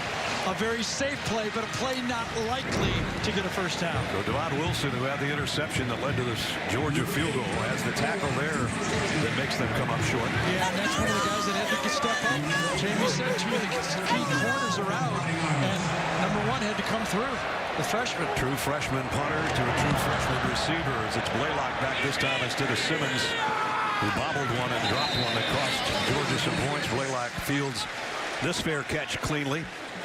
And Georgia will go back to work on offense with just under 7 minutes remaining in the 3rd quarter. I'm just wondering if they called something sideline on Notre Dame, because the coaching staff is very upset. I know it's a formation that they're calling.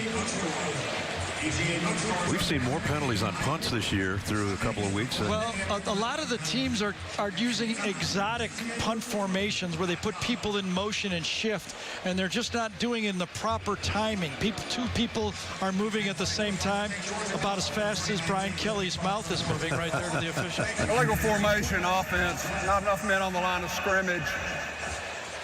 5-yard penalty will be added to the end of the run. 1st down, Georgia.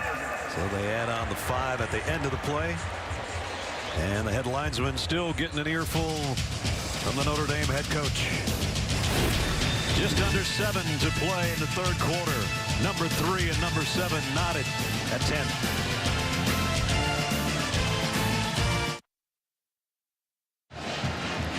Tuesday on CBS, Ziva is back on the season premiere of television's #1 drama, NCIS.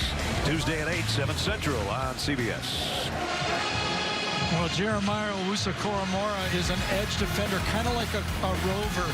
Has to play in space. He makes the tackle in space, comes up, handles a one-on-one tackle. He is an elite player, has elite quickness, really all over the field. He has been tonight probably the star, except for maybe the safeties. The star of the defense has been number 6. First down for Georgia from its own 33-yard line. Georgia hasn't aimed one at George Pickens, their freshman receiver. Here's Brian Arian into the secondary near the 49-yard line. You know, the only drive that really worked for a touchdown for Georgia is when they went power and ran the ball effectively against Notre Dame.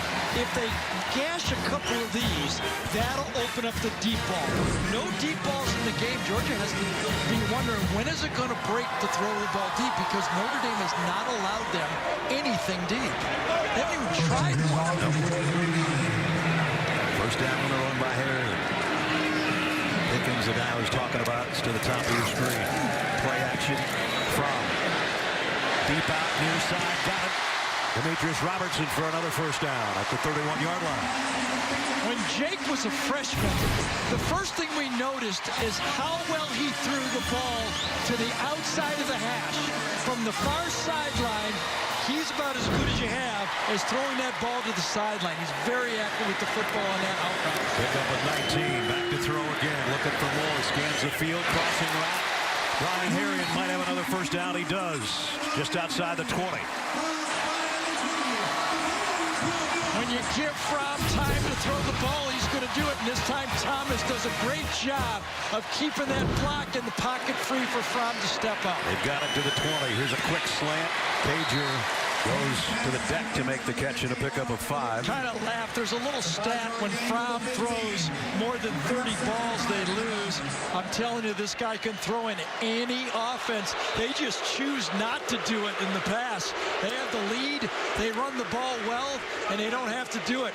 We saw him 25 for 39 against Alabama, and in the championship game, he was a great player as well. He said he was in a zone. He didn't feel like he could miss a pass. Yes. The reason the fans are booing is because there's a guy down, and it's Owusu Koromoa, who is down on one knee, and just when Georgia had their hurry-up working, they're saying that he's stopping the flow. He wanted to watch that package of himself. Yes.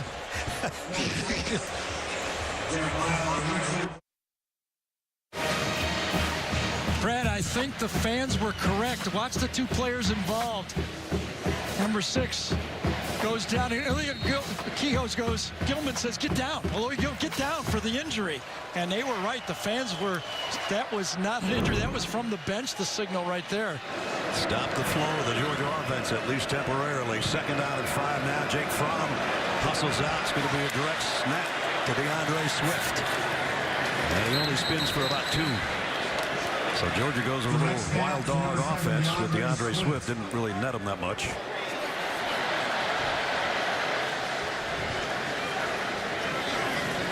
So now they find themselves with a third down just when they had things rolling. Third down and 3.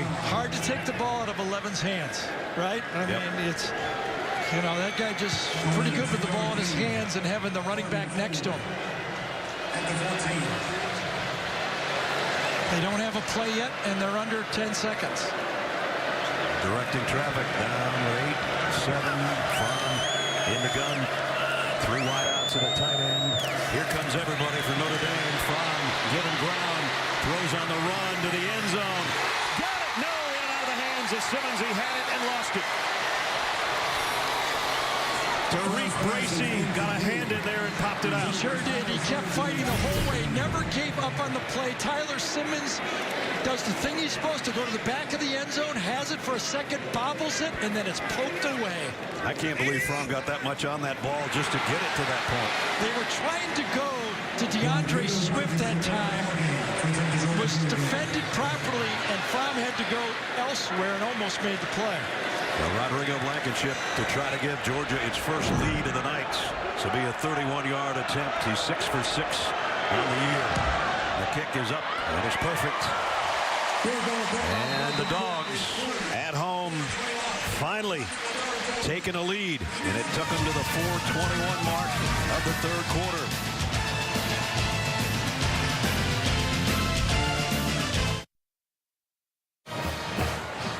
Some mysteries can't be explained. Don't miss the premiere of Evil Thursday at 10, 9 Central on CBS.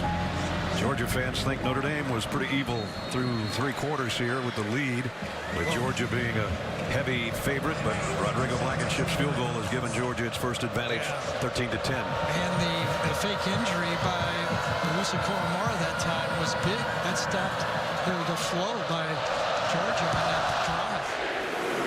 And Hot Rod Blankenship gets it 6 yards deep in the end zone. Will take a knee. Lawrence Keys and bring it out to the 25-yard line. We've been talking about Ian Book and who he reminded Gary of, and this is the guy we were talking about a little bit earlier. Yeah, those quick feet, being able to do a lot of things in the pocket, Joe. Throwing on the run, he was a magician. He got to be a better pocket passer when he went to the NFL, but his style when he played, I played when he played, I just remember how quick he was in the pocket. Got a hold. How do you have a holding call on a touchback? I'm not quite sure, but yeah, it was about the 40-yard line they called it. So as the ball was sailing, they are going to take a 10-yard retreat here. You know what I remember about Joe? Every Sunday morning after church, we turn on the TV and they'd have the replay of the Irish the day before, and it was Lindsey Nelson. I know. And we pick up the action later in the third quarter. Right. One game a weekend back then, right? Yep, that's right.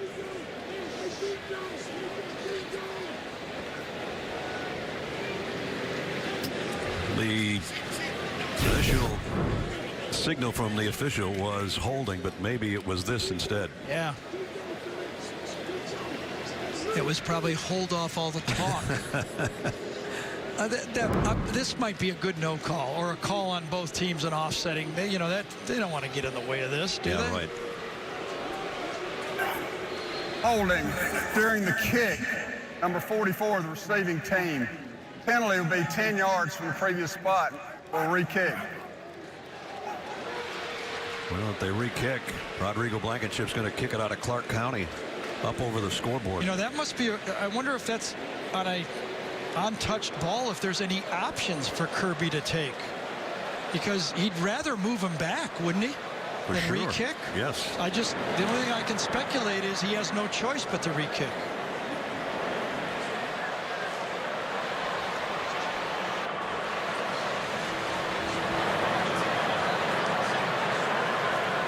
So it apparently is going to be another kickoff for Georgia coming up here.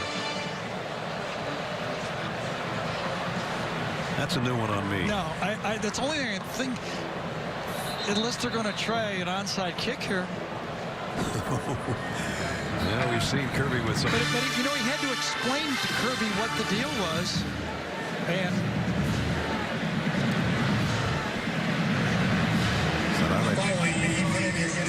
so now they're at the 45.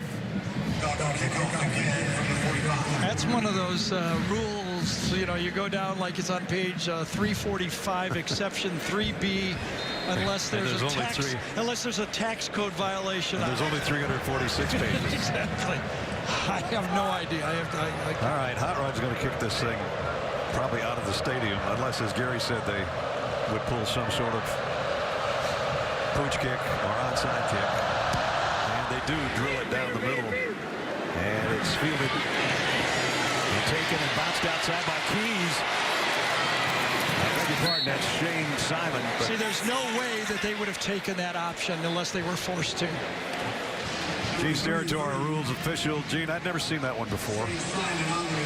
Differential in this play, Brad, is that on a scrimmage kick or punt, we have an option to put it on the end of the kick, or we have to re-kick with the penalty. In a free kick situation, the only two options are that they either decline that foul and take the result of that kick, or they take the kick to the 10-yard penalty. I think that's where we ran into that, and they decided to take the penalty to try to get a squib kick there and gain additional yardage inside of the 20, and it kind of backfired on them. It did. They got a yard more out of that. All that business at the 26-yard line. Again, there was no option to take the 10-yard penalty and move him back 10 yards after the spot, after the kick out to the 25-yard line. So for all the Georgia fans that say, why didn't Kirby take the penalty? Yes. That's right. That's why he had to explain it to Kirby. Kirby goes, huh? On the play, the clock did not start. Please reset the clock to 4 minutes and 15 seconds, please. So Notre Dame in the second half has gone 3 plays and an interception, 3 plays and a punt. They've thrown the ball 5 times and run it once. They're trying to do what they did in the first half. Georgia's moved up. I think Notre Dame has to throw the ball deeper. They are squatting on all the throws. Even if you waste it down, they got to throw the ball deep. Notre Dame has 21 rushing yards in the ball game from the 26. They'll try this one. Tony Jones trying to pop it outside.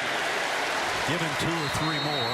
Just elite speed, 11-man speed on that defense. So it was almost facing like NFL speed, and Notre Dame does not have the back that can really do the DeAndre Swift type of a running attack. Tyler Clark is the guy that stood him up and got help from his friends. You know, Dexter Williams was the guy that did it a year ago. Remember, he was hurt the first 4 games, and how different Notre Dame looked when he came in after those first 4 games. They just don't look like they got that guy now. Jones again. This time he does pop it outside. And again, the Georgia defense stops him shy of the first down. And he gets up holding his ribs a little bit. Yeah, well, Leon Eichenberg, that time, number 74, has been offsides, and we've seen a few penalties, and we've been talking about him. But that time he came around and threw a pretty good block. Got in front of us. So now 3rd and short. This has been a problem for the Irish in their 2 games so far. How do you call this one? 1 for 8 today, 1 for 10 last week on 3rd down. And the big shift. Ian Brooks had 1 rush for 1 yard in the game. Komet, the tight end, is in the slot on the right side. He just took off early again. He and Claypool, I think, both got a head start. And now it's going to be 3rd and longer. False start. Offense number 84. 5-yard penalty. 3rd down. It's the 5th false start penalty on Notre Dame tonight. You can thank the crowd for some of that. I was wondering if Ian Book was trying to draw Georgia off sides with a fake hands, you know, a silent count, a little bit like Aaron Rodgers does it. Watch how he moves here to try to draw him off. Watch as he fakes the snap, and he doesn't get it. And if you thought it was noisy on the previous 3rd down, listen to this. 3rd and 7. They better be careful. Gonna have to take a timeout. Did Brian Kelly take one or not? They did.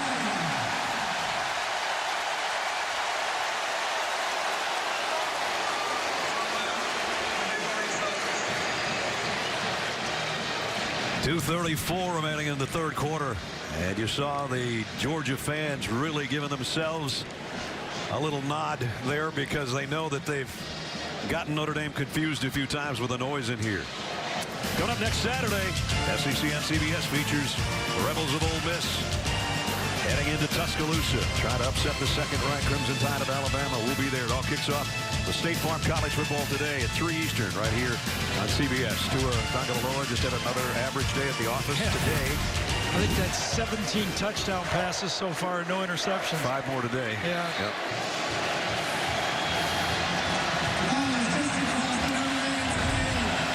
Remember, these 2 guys aren't out there either, so Tony Jones has to carry all the load himself. Notre Dame down to 1 timeout after taking that one. 3rd and 7. Empty backfield. Ian Book looking left, goes that way, throws, he's short of the 1st down.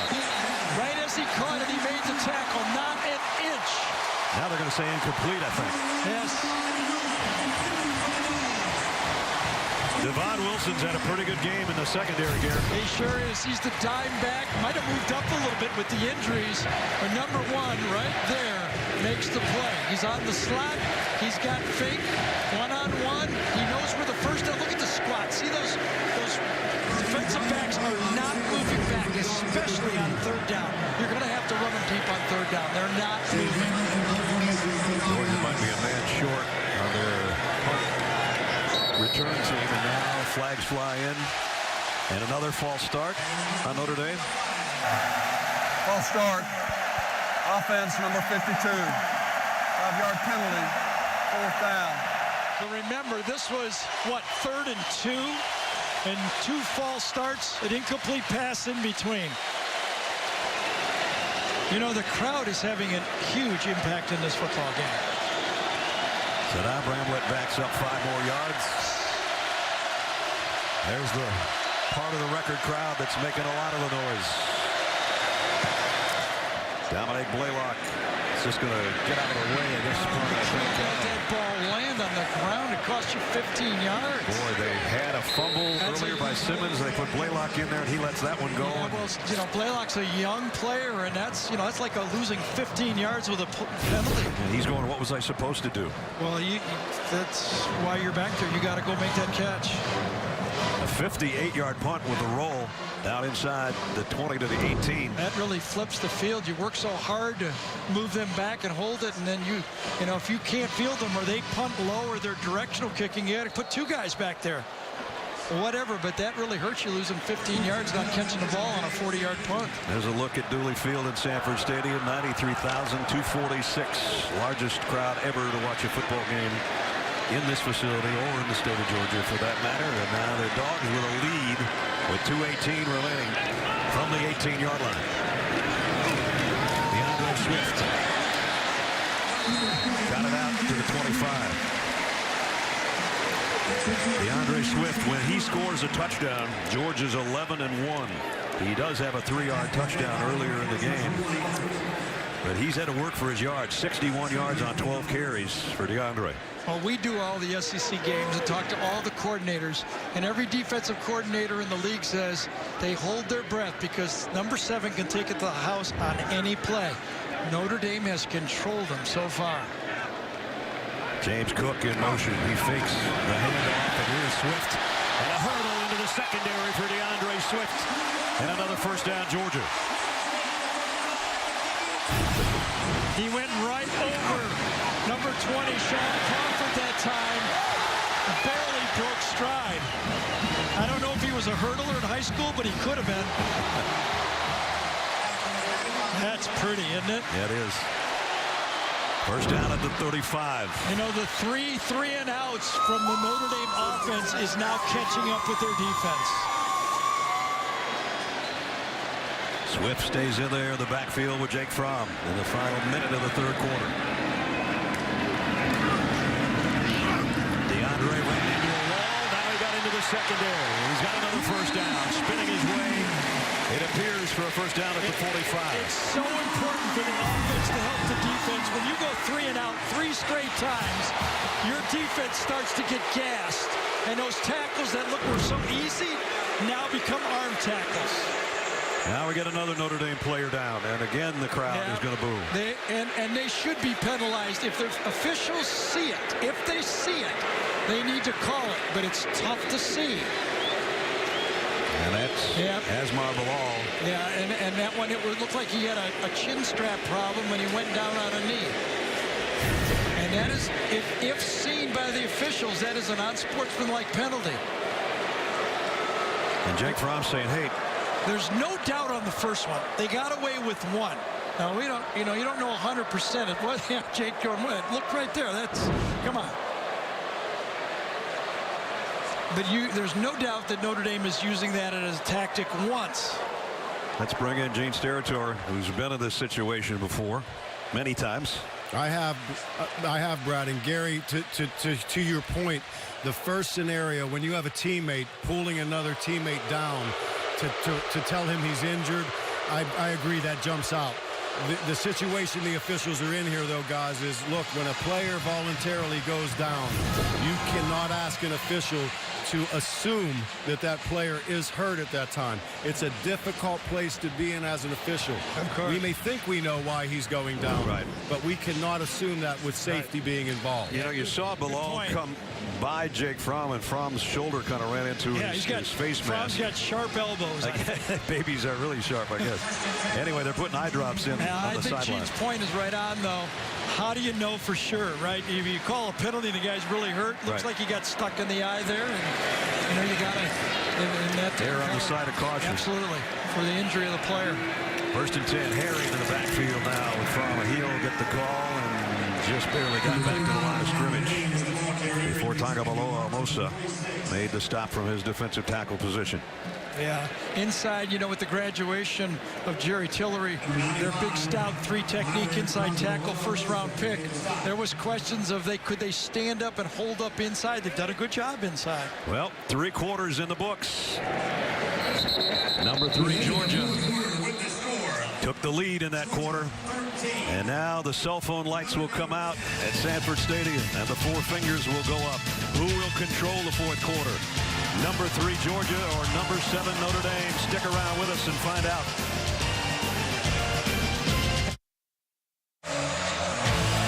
During the timeout, the LED lights go down, the red lights come out, and then the cell phones look like fireflies in the Georgia night.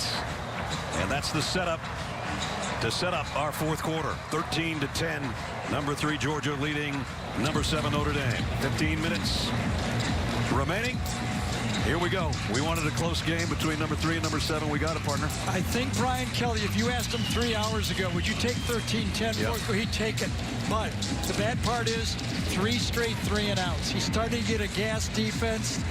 The Georgia team has run 22 plays in the third quarter, and they really had to take one dive to slow them down, and for instance, to slow down one drive. So right now, Georgia has taken control of this football game. Let's see how Jake Fromm does to open the fourth quarter.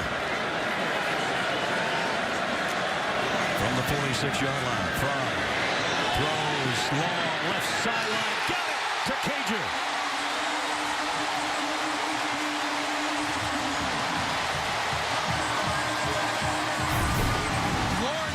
The transfer, number 15 from the University of Miami, is matched up one-on-one with the outside with Crawford. Again, great coverage, puts it in a spot not even a professional corner could handle. Back to the red zone and back to the air goes Fromm, and back to Cager he goes.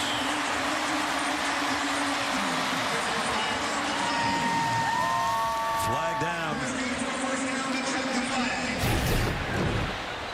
This time it's a slant. Went fade, come back to a slant. Did he have his hands on him before the catch? Fouls for illegal touching. Offense number 89.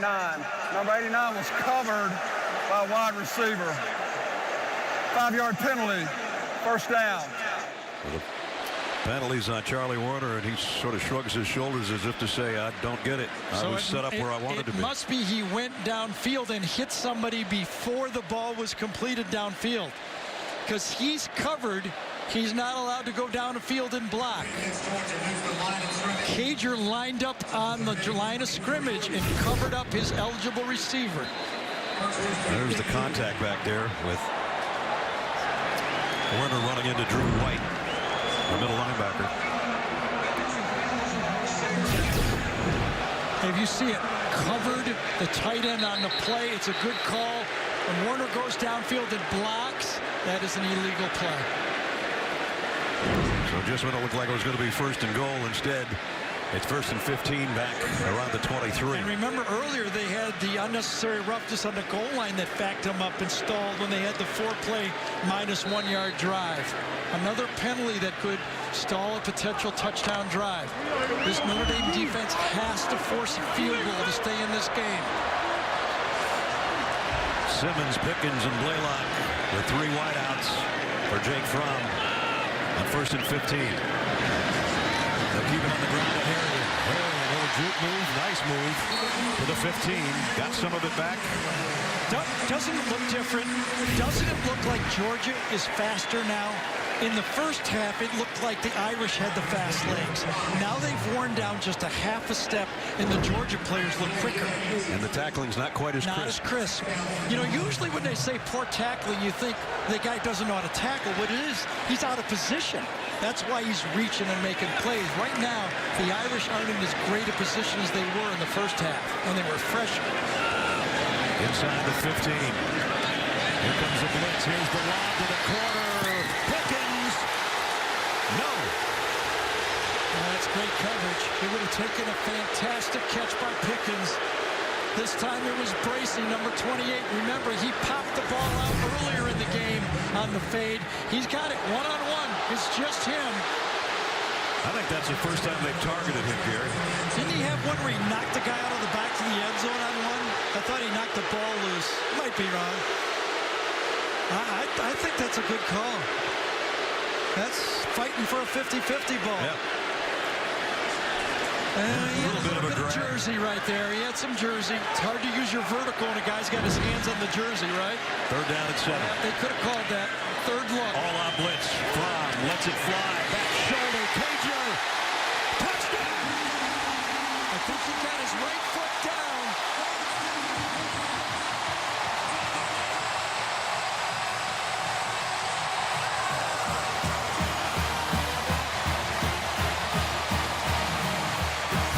I think when he spun, he got his Running right on the foot down. field was a catch for a touchdown. That play is under further review. Troy Pride, number 5. Good position, but another perfect back shoulder throw, and this time Cager twists and gets his right foot down.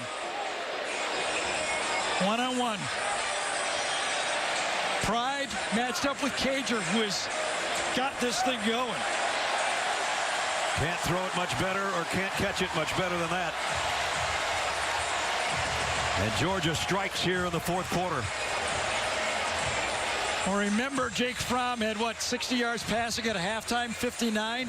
Now he's at 172. They've turned him loose. Let's check in with Gene, see what he thinks. What they're looking at right now, Running guys, on is the field, touchdown is confirmed. totally agree with that ruling of confirmation. The receiver is falling after getting one foot down, and he must retain possession of that football through the fall, which he does through the entire replay. It's good when they look at a play like this, guys, and they put it away so quickly. We don't have a 4-minute delay on it. I agree with you 100%. By the way, Cager, 6'5", 5'11".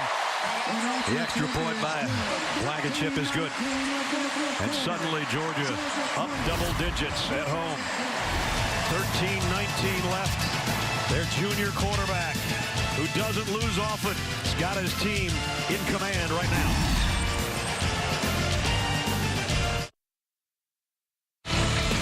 Take a look at our ExxonMobil game recap between number 7 and number 3 here. Georgia with the lead right now, but they had some problems on special teams. This fumble caught by Tyler Simmons at the end line led to Notre Dame's score. Ian Book looking for the back of the end zone, but his tight end snares it before it got there. Notre Dame led 7-0. DeAndre Swift, his third rushing touchdown of the year from 3 yards out. That tied it at 7. Notre Dame did a great job, or has to this point, tackling in the open field, but they're starting to crumble a little bit in that category. And now Jake Fromm just hit Lawrence Cager on a touchdown of 15 yards, and Georgia's got a 20-10 lead. And there's the lead dog, as I called him earlier, firing up his team over there on the sideline. Yeah, and when you look at it, when you went through that whole sequence, I mean, Notre Dame's had success on offense, but their only scoring touchdown drive was on a turnover and a 9-yard drive that really a busted play for their touchdown. But I think the story of the second half is the Georgia defense has stepped up.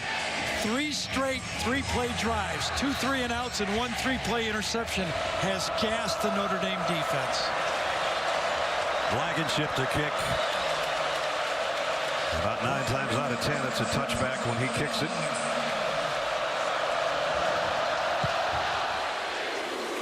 And same story, different day. 13-19 to play in regulation. If you're just joining us, Brad Nessler, Gary Danielson, Jamie Erdahl, and Gene Steratore from a sold-out Sanford Stadium, Dooley Field, the largest crowd ever to see a football game here. 93,246. The toughest ticket probably ever in this stadium's history. No foul for an illegal wedge. So we're going to pick first down that to flag. 25-yard line.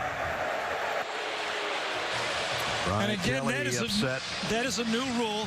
Even if you form the wedge and don't block anyone, it'll be called an illegal wedge. Even if you put 2 players together, it's an illegal wedge. You don't even have to block anyone.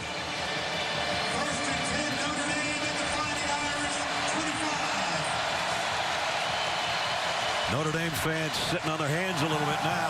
Georgia fans are not. The offense has to get back into this football game for Notre Dame. How do they do it? Georgia's been squatting on every throw. They saw the first half short passing game, and they said, Notre Dame, do something different. Come a blitz. Tony Jones on the toss. He'll lose a yard. Georgia bringing some heat on the ground game that time. The Georgia defense has kind of put their heels in the ground and will not back up. No speed to force this defense to back up from Notre Dame. Nothing has scared them so far. There's what Gary was talking about in the second half. It's been all Georgia. Time of possession, yardage, number of plays. 2nd and 11 for Ian Book. Over the middle, completes it to Claypool. Claypool with a spin move, and he's going to be a yard or so shy of the first down. They'll bring up 3rd. 3rd and short. Remember, they've had illegal procedure penalties in this situation.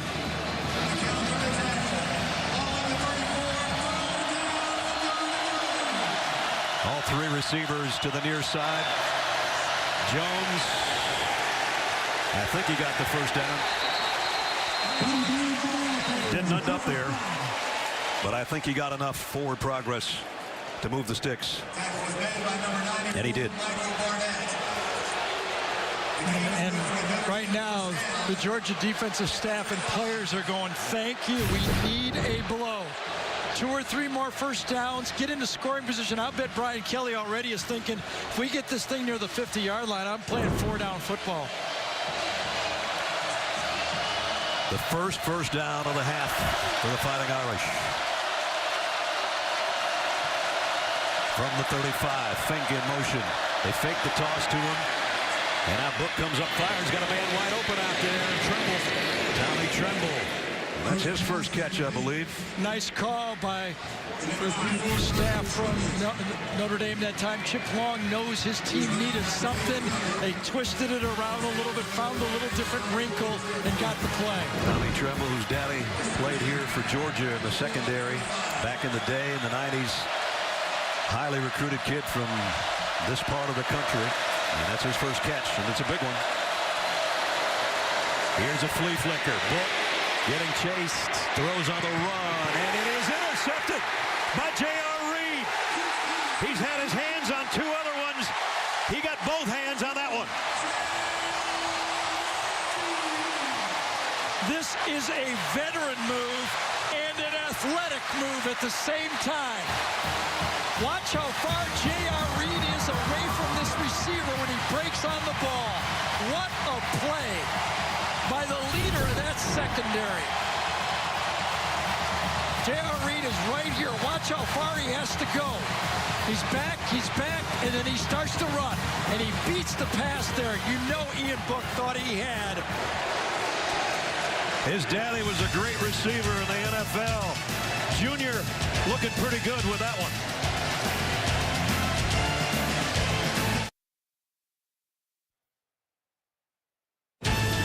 The Home Depot SEC on CBS is sponsored by Sonic, Progressive, the Home Depot, and by Bud Light.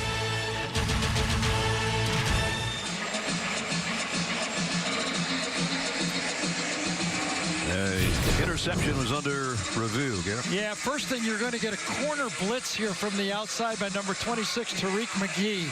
But the play that J.R. Reed, he's 10 yards deep on this play. Interceptions to go. Watch J.R. Reed, how deep he is on this play and how he reacts. 10 yards deep, he beats the throw to Fink on the play and makes a big-time safety play. The pressure on the blitz forced Book out of the pocket, and then he cuts off the throw. He anticipated. What great safety play. First and 10 dogs at the Georgia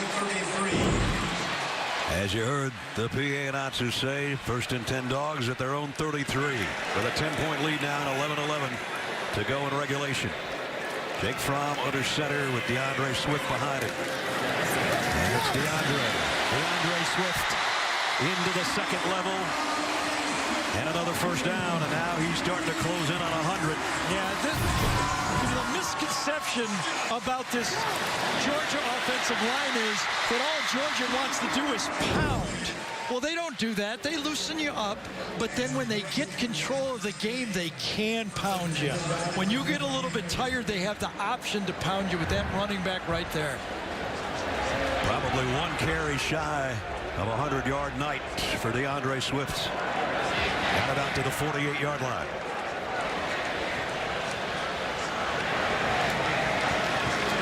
Isaiah Wilson, number 79 in the game, did not start, been injured, but he has made some key blocks like that one right there again. Swift got to the 50. That should put him just about at 100. Yeah, he's electric, and he can cut. We've been seeing this for 3 years, basically. When he sticks his foot in the ground, he can cut, power inside, he catches the ball to the backfield, and when he gets to the second level, he can go over the second level.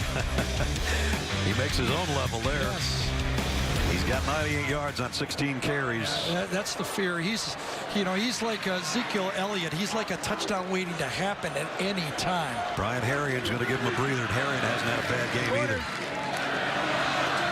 Fromm off the play fake. Throws down the middle and throws a dart to Demetrius Robertson again. What a read by the quarterback this time. The linebacker jumps the running back, so you're going to come behind him. Watch him jump the running back inside. When you got the running back, look at the space behind the linebacker. You know you're going to throw it in that area.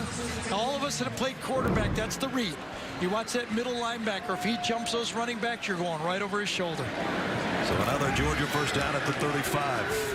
Look at the difference a half makes. Even though he only missed one pass, only 59 yards, but Jake Fromm has warmed it up. Yeah, it seems like also a different commitment to throwing the ball downfield, too. Arian back to the line of scrimmage. That's about it. Tagovailoa Amosa from his defensive tackle spot makes another stop. We're under 9 minutes remaining in the fourth quarter.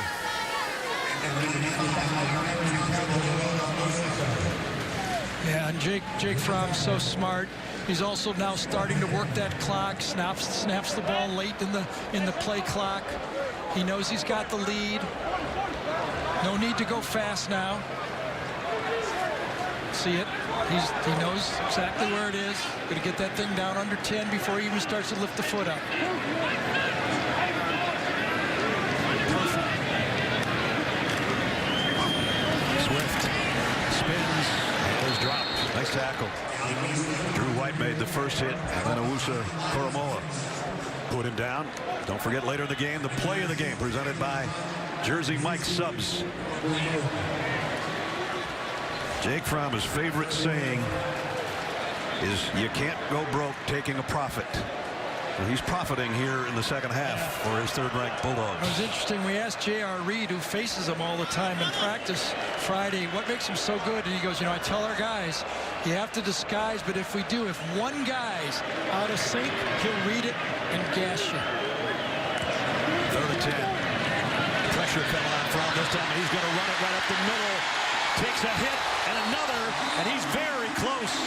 If they give him the spot, then it looks like one of the officials gave him. It might be a first down. Yeah, I'll tell you what, the Georgia staff is holding their breath on this stuff. Backup quarterback this year is a walk-on, Stetson Bennett. Justin Fields playing for Ohio State. Jacob Easton's playing for Washington the last 2 years. He's on his own. Taking those hits long-term is worrisome. He needs to know when to get 7 or 8 yards. You're looking right there at Stetson. When you get 7 or 8 yards, take a slide.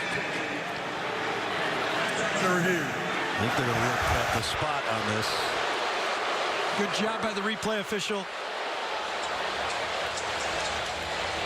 Called it a first down, but the yard line to gain, it was in question. They had to get to the 25-yard line. You just see the yellow line, and that's not official, but it's pretty darn close. Gene Steratore, what do you think?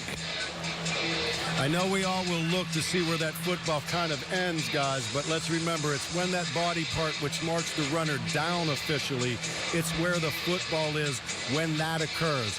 And if we look and see the backside of the quarterback here, when his backside hits the ground at that point there, it is where the football is at that moment. I'm looking at the 25.5-yard line. He's going to be about a half yard short of the line. After review, runner was short of the line to gain. It will be 4th and 1 from the 26-yard line.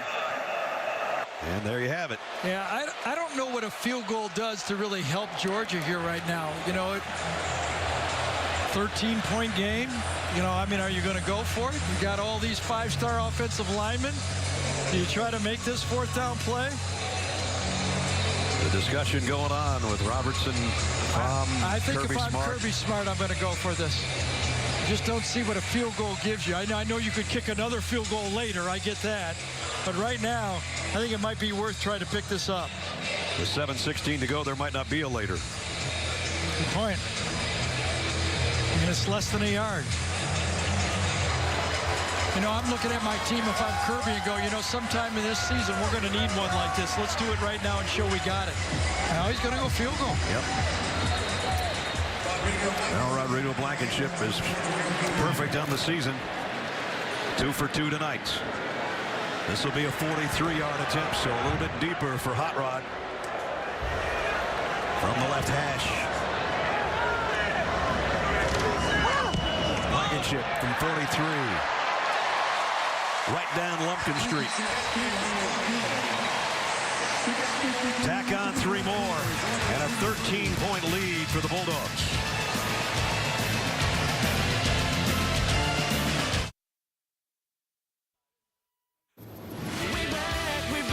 We back in the saddle, back on stage making back with the 8. To the back of the end zone. Caught by Clement for the touchdown. DeAndre Swift to the end zone. Touchdown, Georgia. Makes the catch. Did he get the foot in? Yeah!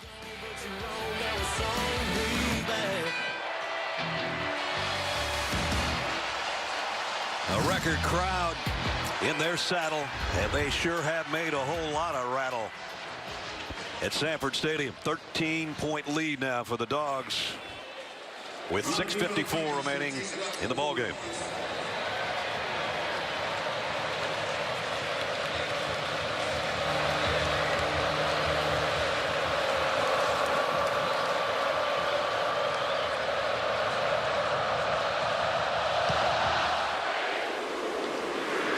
To the 25 for the Notre Dame offense, and out to New York and Adam Zucker. Zook. Hey, Ness. Texas was down at home to undefeated Oklahoma State in their conference opener until flea flicker. Sam Ehlinger connecting with Cade Brewer for his 4th touchdown pass of the night.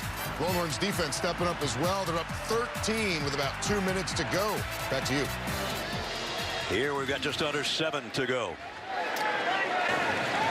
The second half possession's not pretty. Yeah, so when you got 14 plays in this whole second half, that's, you know, not good enough. It's going to have to be, remember the end of the half, that field goal drive Notre Dame, that's how the tempo they're going to have to play now. They don't have time to waste anything. They got to play up-tempo right from the start. Book quick slant knocked out of the hands of the intended receiver Claypool. He took a shot. Richard LeCout and Tyreek McGee put the wood to him. Yeah, and again, this Georgia defense is not backing up. No deep balls, nothing down the middle, and the safeties are jumping everything that comes in front of them right now. LeCout and J.R. Reed, the veteran safeties back there for Georgia. 2nd and 10. Book, quarterback draw. He's going to throw off it. Got it to Komet. I thought he was going to run with it, but he threw. Komet's got reception number 8. So Komet had 7 catches in the first half, and he's been blanked in the second half. Until now. That was a nifty play. It was. I don't know if it was drawn up that way, but it worked. Yep.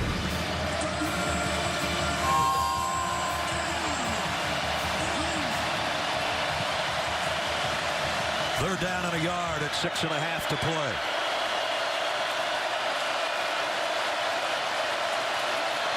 They fake it to Jones. They come up fire an easy pitch and catch to Claypool for the first down.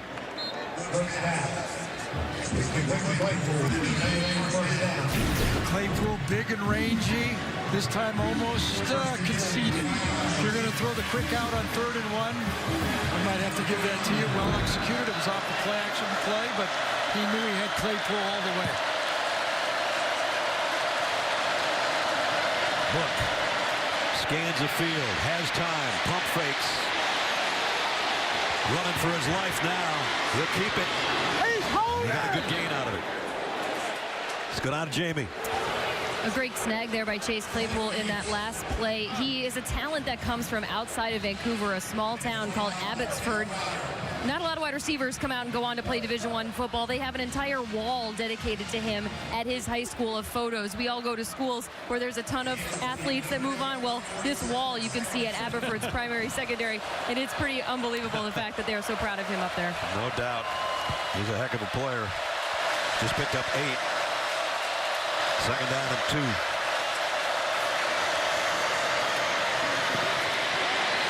Again, Book throws on the run.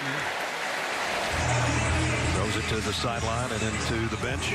Still got 2 more downs to pick it up, and something, wonder if it was holding on the other side of the field from the secondary. Flags down right about at midfield. Yeah, all the Georgia bench is pointing towards the Irish. Illegal receiver downfield. That's what happens when the quarterback gets out of the pocket. It takes so long. Those linemen might have been an RPO type play, right?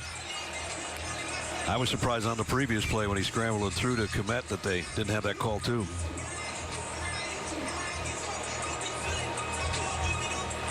Here it is. I wonder if it was the center, Jared Patterson, number 50. An eligible receiver, downfield number 72. 5-yard penalty. Second down. That's the right tackle, Hainsey.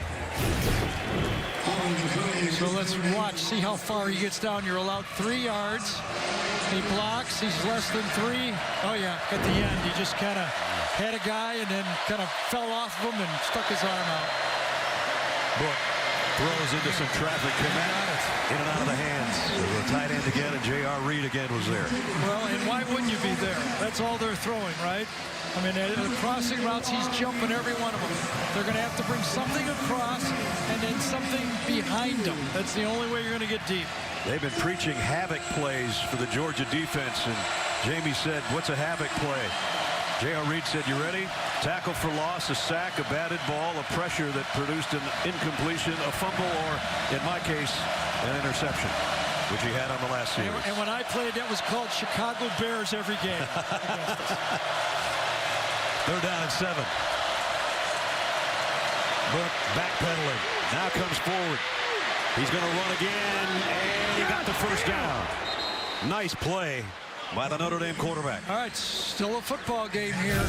You know, if Notre Dame can get into the end zone, they're going to go onside kick. They're not going to give the ball back to Georgia. So now it's make a touchdown, and onside kick is the strategy. They're in Georgia territory at the 49. Every play, you know, draw play screens are an option, but right now, it's all on the quarterback. Just a 4-man rush. Now a late extra rusher. His Book got a wide open commit into the Georgia secondary inside the 20. Oh, you talk about a tight end having a night. He had 2 deep safeties, and you bring right up the seam route, right up the seam right there. Perfect. Well, kind of an odd look right there. Safety just jumped the count number 2. He starts out in the middle and runs right past the seam route to the outside.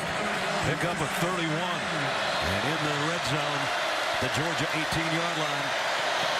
Here Book throwing to the end zone. Just overshot.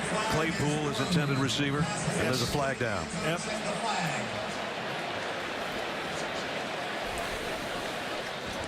Personal foul. Continued hands to the face. Number 74 on the offense. 15-yard penalty. First down. Eichenberg with another penalty. And that one is costly as far as they're going to walk it outside the 30-yard line. Take a peek right here. Gets up.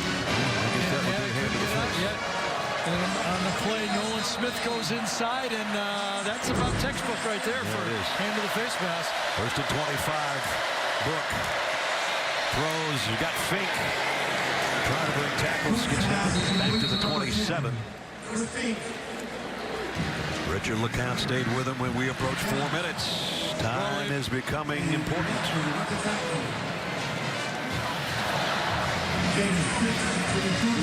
Remember, Notre Dame's only got 1 timeout remaining. Yeah, they've only got 1 path. Score onside kick. Again, the noise getting to the offensive line a little bit. Book loads, fires, far sideline. What a catch by Claypool. Yeah. What do they call it? At the 4-yard line. Wow, nice play. Great phase that time to the outside. McGee is right there, but Claypool leans. And does he fall out of bounds? They have to take a look at this. Notre Dame's trying to go right now. Kirby is even going to take a timeout to ensure they look at that on the field with the catch in bounds. This play is under further review. Kirby was running down there. You go, please tell me you're going to review this because I'm right here. And they said, no, we're going to review it. Does he come? Does anything get down? Wow. Does his right foot get down before he lands, though? Gene? I think his right foot came down. Let's bring Gene in. This is a bang-banger, Gene. I know, Brad, but Gary is right on it from where I sit, and I believe that right foot touches right before the backside of that receiver's body hits out of bounds. If we can and freeze I think it, it's a great job. We'll see some air. Now, my butt would have been on the ground. I'll tell you. Maybe years ago it might not, but right now my butt would have been on the ground. But this guy's got a skinnier butt than me. Right there. Yeah. There's the foot and there's space. I agree. That's a great job by the officials, guys. You know, we get this luxury frame by frame to look at these plays. And I think at times we forget how fast this really is. And they get these plays in live action, and it's really fun to watch from where I am. And I do cheer for the officials at times, guys. After further review, the ruling on the field stands. Completed pass is what was called, and it stands. And it's 1st and goal at the 4-yard line. Just to give us an idea, let's look at this in regular speed. That's what you officiate now. That's what those guys on the field are looking at. Yeah, great call. Great point, Gene. And they do it all game, and we pick apart the bad ones. Kind of our job, but remember all the good ones they call. 1st and goal, Notre Dame.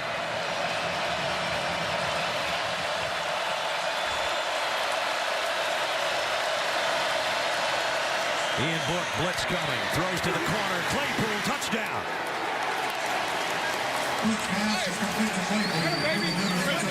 They needed a score in a hurry. They got one. Yeah, again, remember last time they were inside the 10, they threw. Well, they throw again. Let's see if the pressure, let's see the pressure release. This time's a stop. It's not a back shoulder, it's a stop. Kind of gives them a little bit of a shove. McGee, you know, if you push with your elbow, you get away with it. McGee could not stop fast enough, and Claypool got away with it.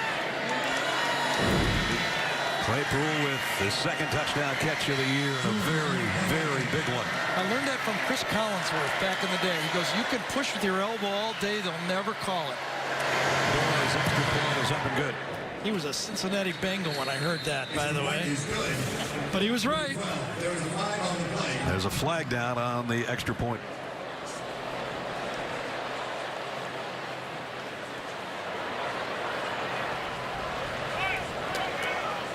Offside. Multiple players on the defense. Penalty is declined. Point is good. So 3 minutes and 12 seconds remaining in the 4th quarter. The touchdown by Poole caps a 75-yard march in 10 plays, and the Irish are still very much in it.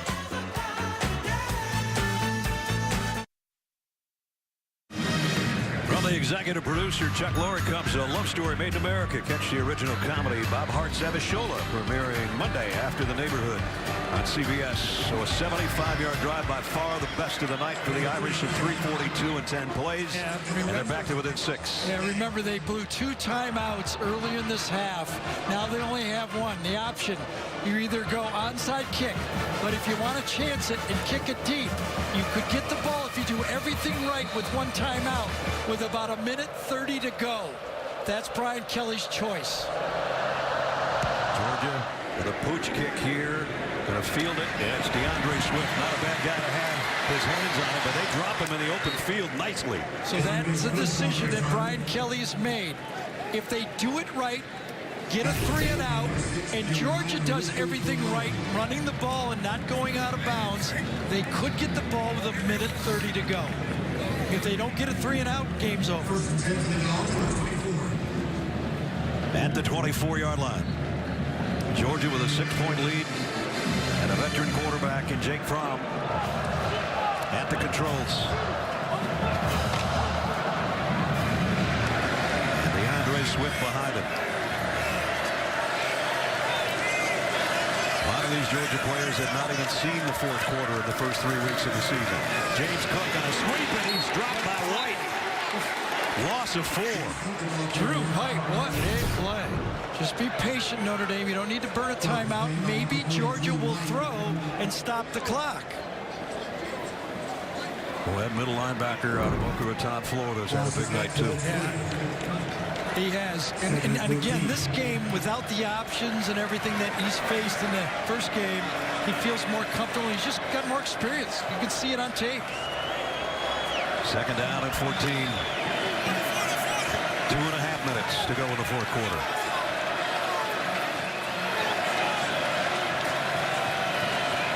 Three wideouts and Charlie Warner, the tight end. They'll keep it on the ground, Georgia, though. And DeAndre Swift just got back to the line of scrimmage. Now they'll do it. Perfect. Can't run it any better. The defense did it.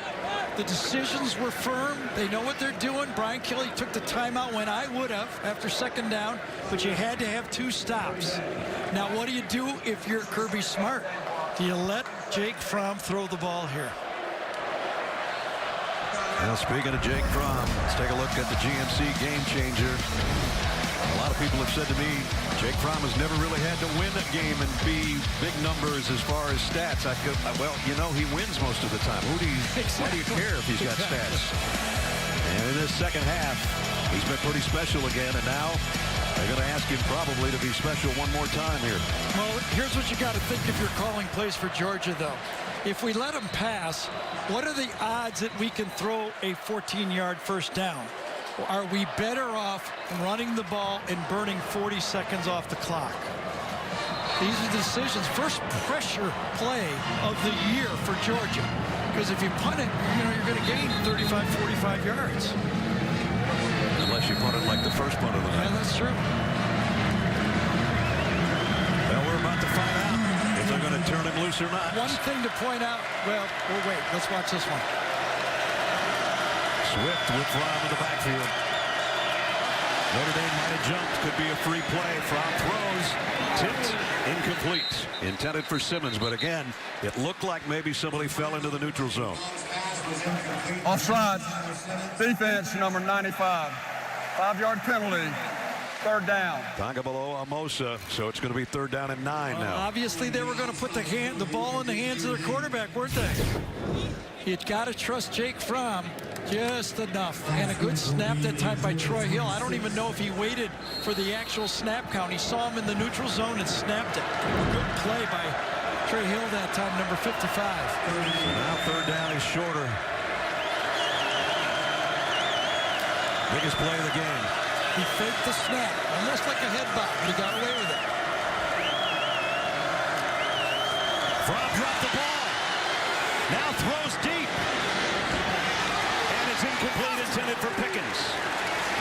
Pickens had his hand on it. Fromm somehow got the handle on that thing and got a pretty good pass away. So by making an incomplete pass, they give Notre Dame 36 more seconds. And that was close. Again, remember what Gene told us before. When the defender doesn't look back, you're more likely to call pass interference. Pride is very fortunate to get away with that one. He had his hands on the collar of Pickens that time. A no call, and got away with it. Jake Camarda to punt. Fink is back deep. Oh, and another knuckleball of a punt. Called it. He did. He almost missed that thing. End over end, where are they going to spot it? 48-yard line. You know what, let's go back to Kirby's decision, though, to kick the field goal. At least now he knows that they don't tie it with a field goal. They got to have a touchdown to win. That's why he went for that field goal. You got to give him credit for that decision. He forces Notre Dame to score a touchdown now instead of tying it with a field goal. Ian Book was sensational on Notre Dame's last drive. Does he have any more magic left? And the magic went through Claypool, number 83, and Kmet, number 84. Irish fans are back into it now. The whole country's probably back into it right now. This is how you become a Notre Dame legend, pulling off one like this. From the 48. Book. Straight four-man rush for Georgia. Flushed out of the pocket, throws on the run and completes it. Tony Jones out of the backfield. Would have been better off having an incomplete. That's not enough yards. All that time for 2 yards is not worth it. Try to set up in a hurry. Down to a minute 40 from the Georgia 49. Low snap. Book handles it. Comes up firing. Complete to Claypool. Out of bounds with a first down. That's too easy. Claypool has been just a go-to receiver. He's off by 15 yards. That must have been a corner blitz because the safety came over late on the play, bringing that corner cat, and the Book read it and delivered it. First down. This time Georgia brings pressure. He lobs one, and it's just going to be over by the hedges. Georgia had not brought a lot of pressure until that point right there.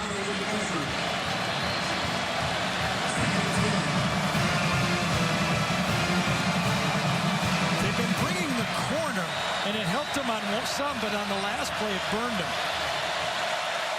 Second down and 10. Nobody covered Claypool at all. At the Georgia 40. Book goes short to Jones in the middle.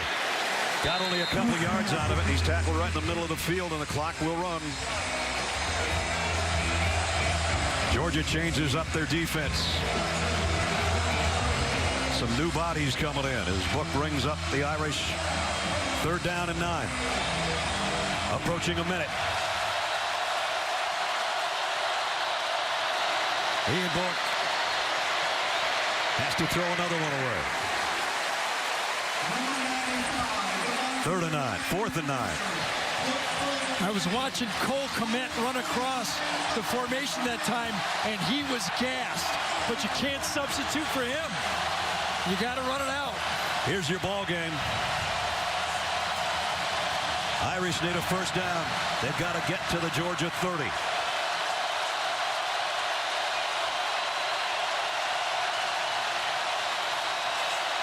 Book.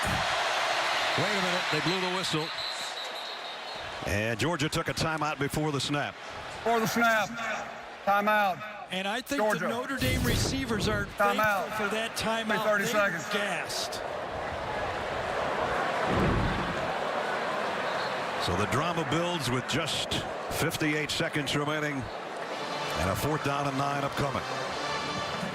Well, this is a timeout for Notre Dame, too, to catch their breath. That's what I said. The receivers needed it. I mean, you could tell the last few routes, Cole Kmet couldn't even get out of his stance, and they needed a blow. But, you know, as Georgia rotated their players, you're not going to rotate your good receivers. You got nobody else.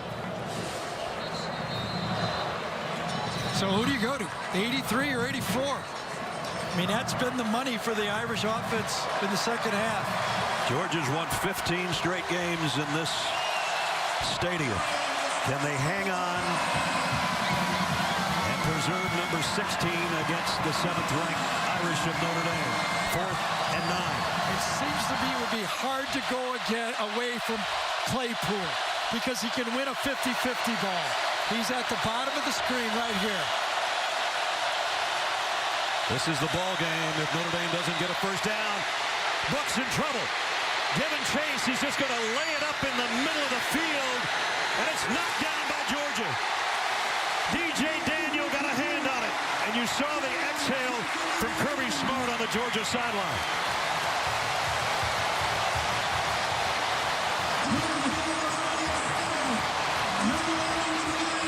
Jermaine Johnson, number 11, and Nolan Smith, number 4, forced Ian Book into a Hail Mary. And this time, Ness, it wasn't answered. No, it wasn't. What an effort. Great effort by the team. He had almost no chance. He gets flushed right away. Nobody blocks Nolan Smith, number 4. Throws it up, saves it for one chance. Claypool was out there, but he was double covered, and DJ Daniel out of Griffin, Georgia, got that hand on it right there. Well, Notre Dame proved one thing. Everybody said they can't play with the elites. Yes, they can. They played with the elites. Jake Fromm takes a knee. Ian Book has nothing to be ashamed of. Nor does Brian Kelly and the Fighting Irish of Notre Dame. And I don't think this ends Notre Dame's playoff hopes either. It's a good enough game now that they run the table, things happen, they'll come back into the conversation. Jake Fromm is 27-5 as the Georgia starting quarterback. He takes the final knee, and in front of 93,246, it's everything we expected, I think, and then some. It's funny, it's everything we expected and everything we didn't expect at the same time. That's true. Jake Fromm's with Jamie. I can tell, Jake, you're just taking in the scene right now. How did this environment feel to play in? It's a blessing. Praise God. This is unbelievable. The atmosphere we've had tonight, the game we've played, it's just unbelievable. Unbelievable. I'm so thankful to be on the field with my teammates, playing for Dog Nation. It's unbelievable. I'm so thankful. 2 years ago, Kirby's dad told him that was a big win against Notre Dame. How big is this win for you? This is huge. This is huge. This is the first big, really home game, one that's been hyped up more than normal. This is unbelievable. We're so thankful the fans came out. They helped us on third down a ton. This is unbelievable. We're thankful to be here. How did your offense start to click more so in the second half than any other part of the game? We knew we were close. It was the body blows. It was the physicality. We just kept hitting them. And they just finally started wearing on them.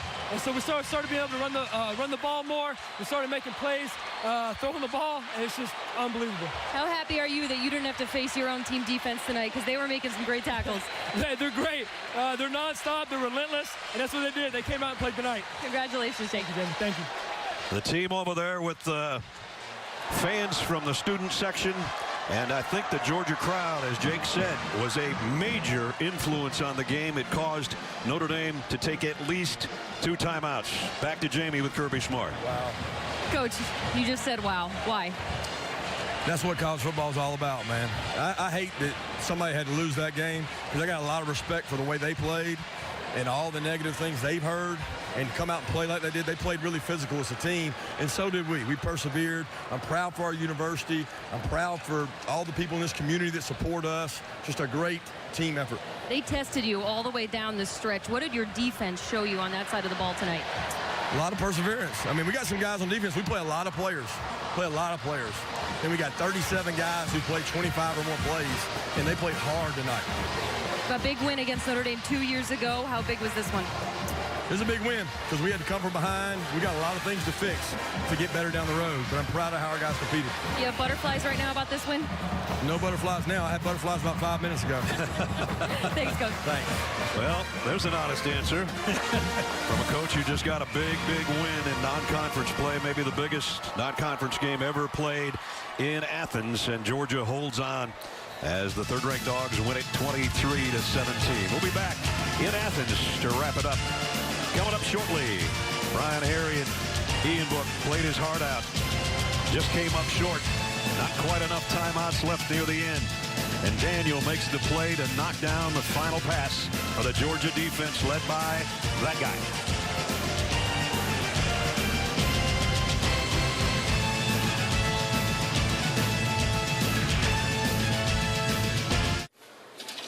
Is that Quesadillas?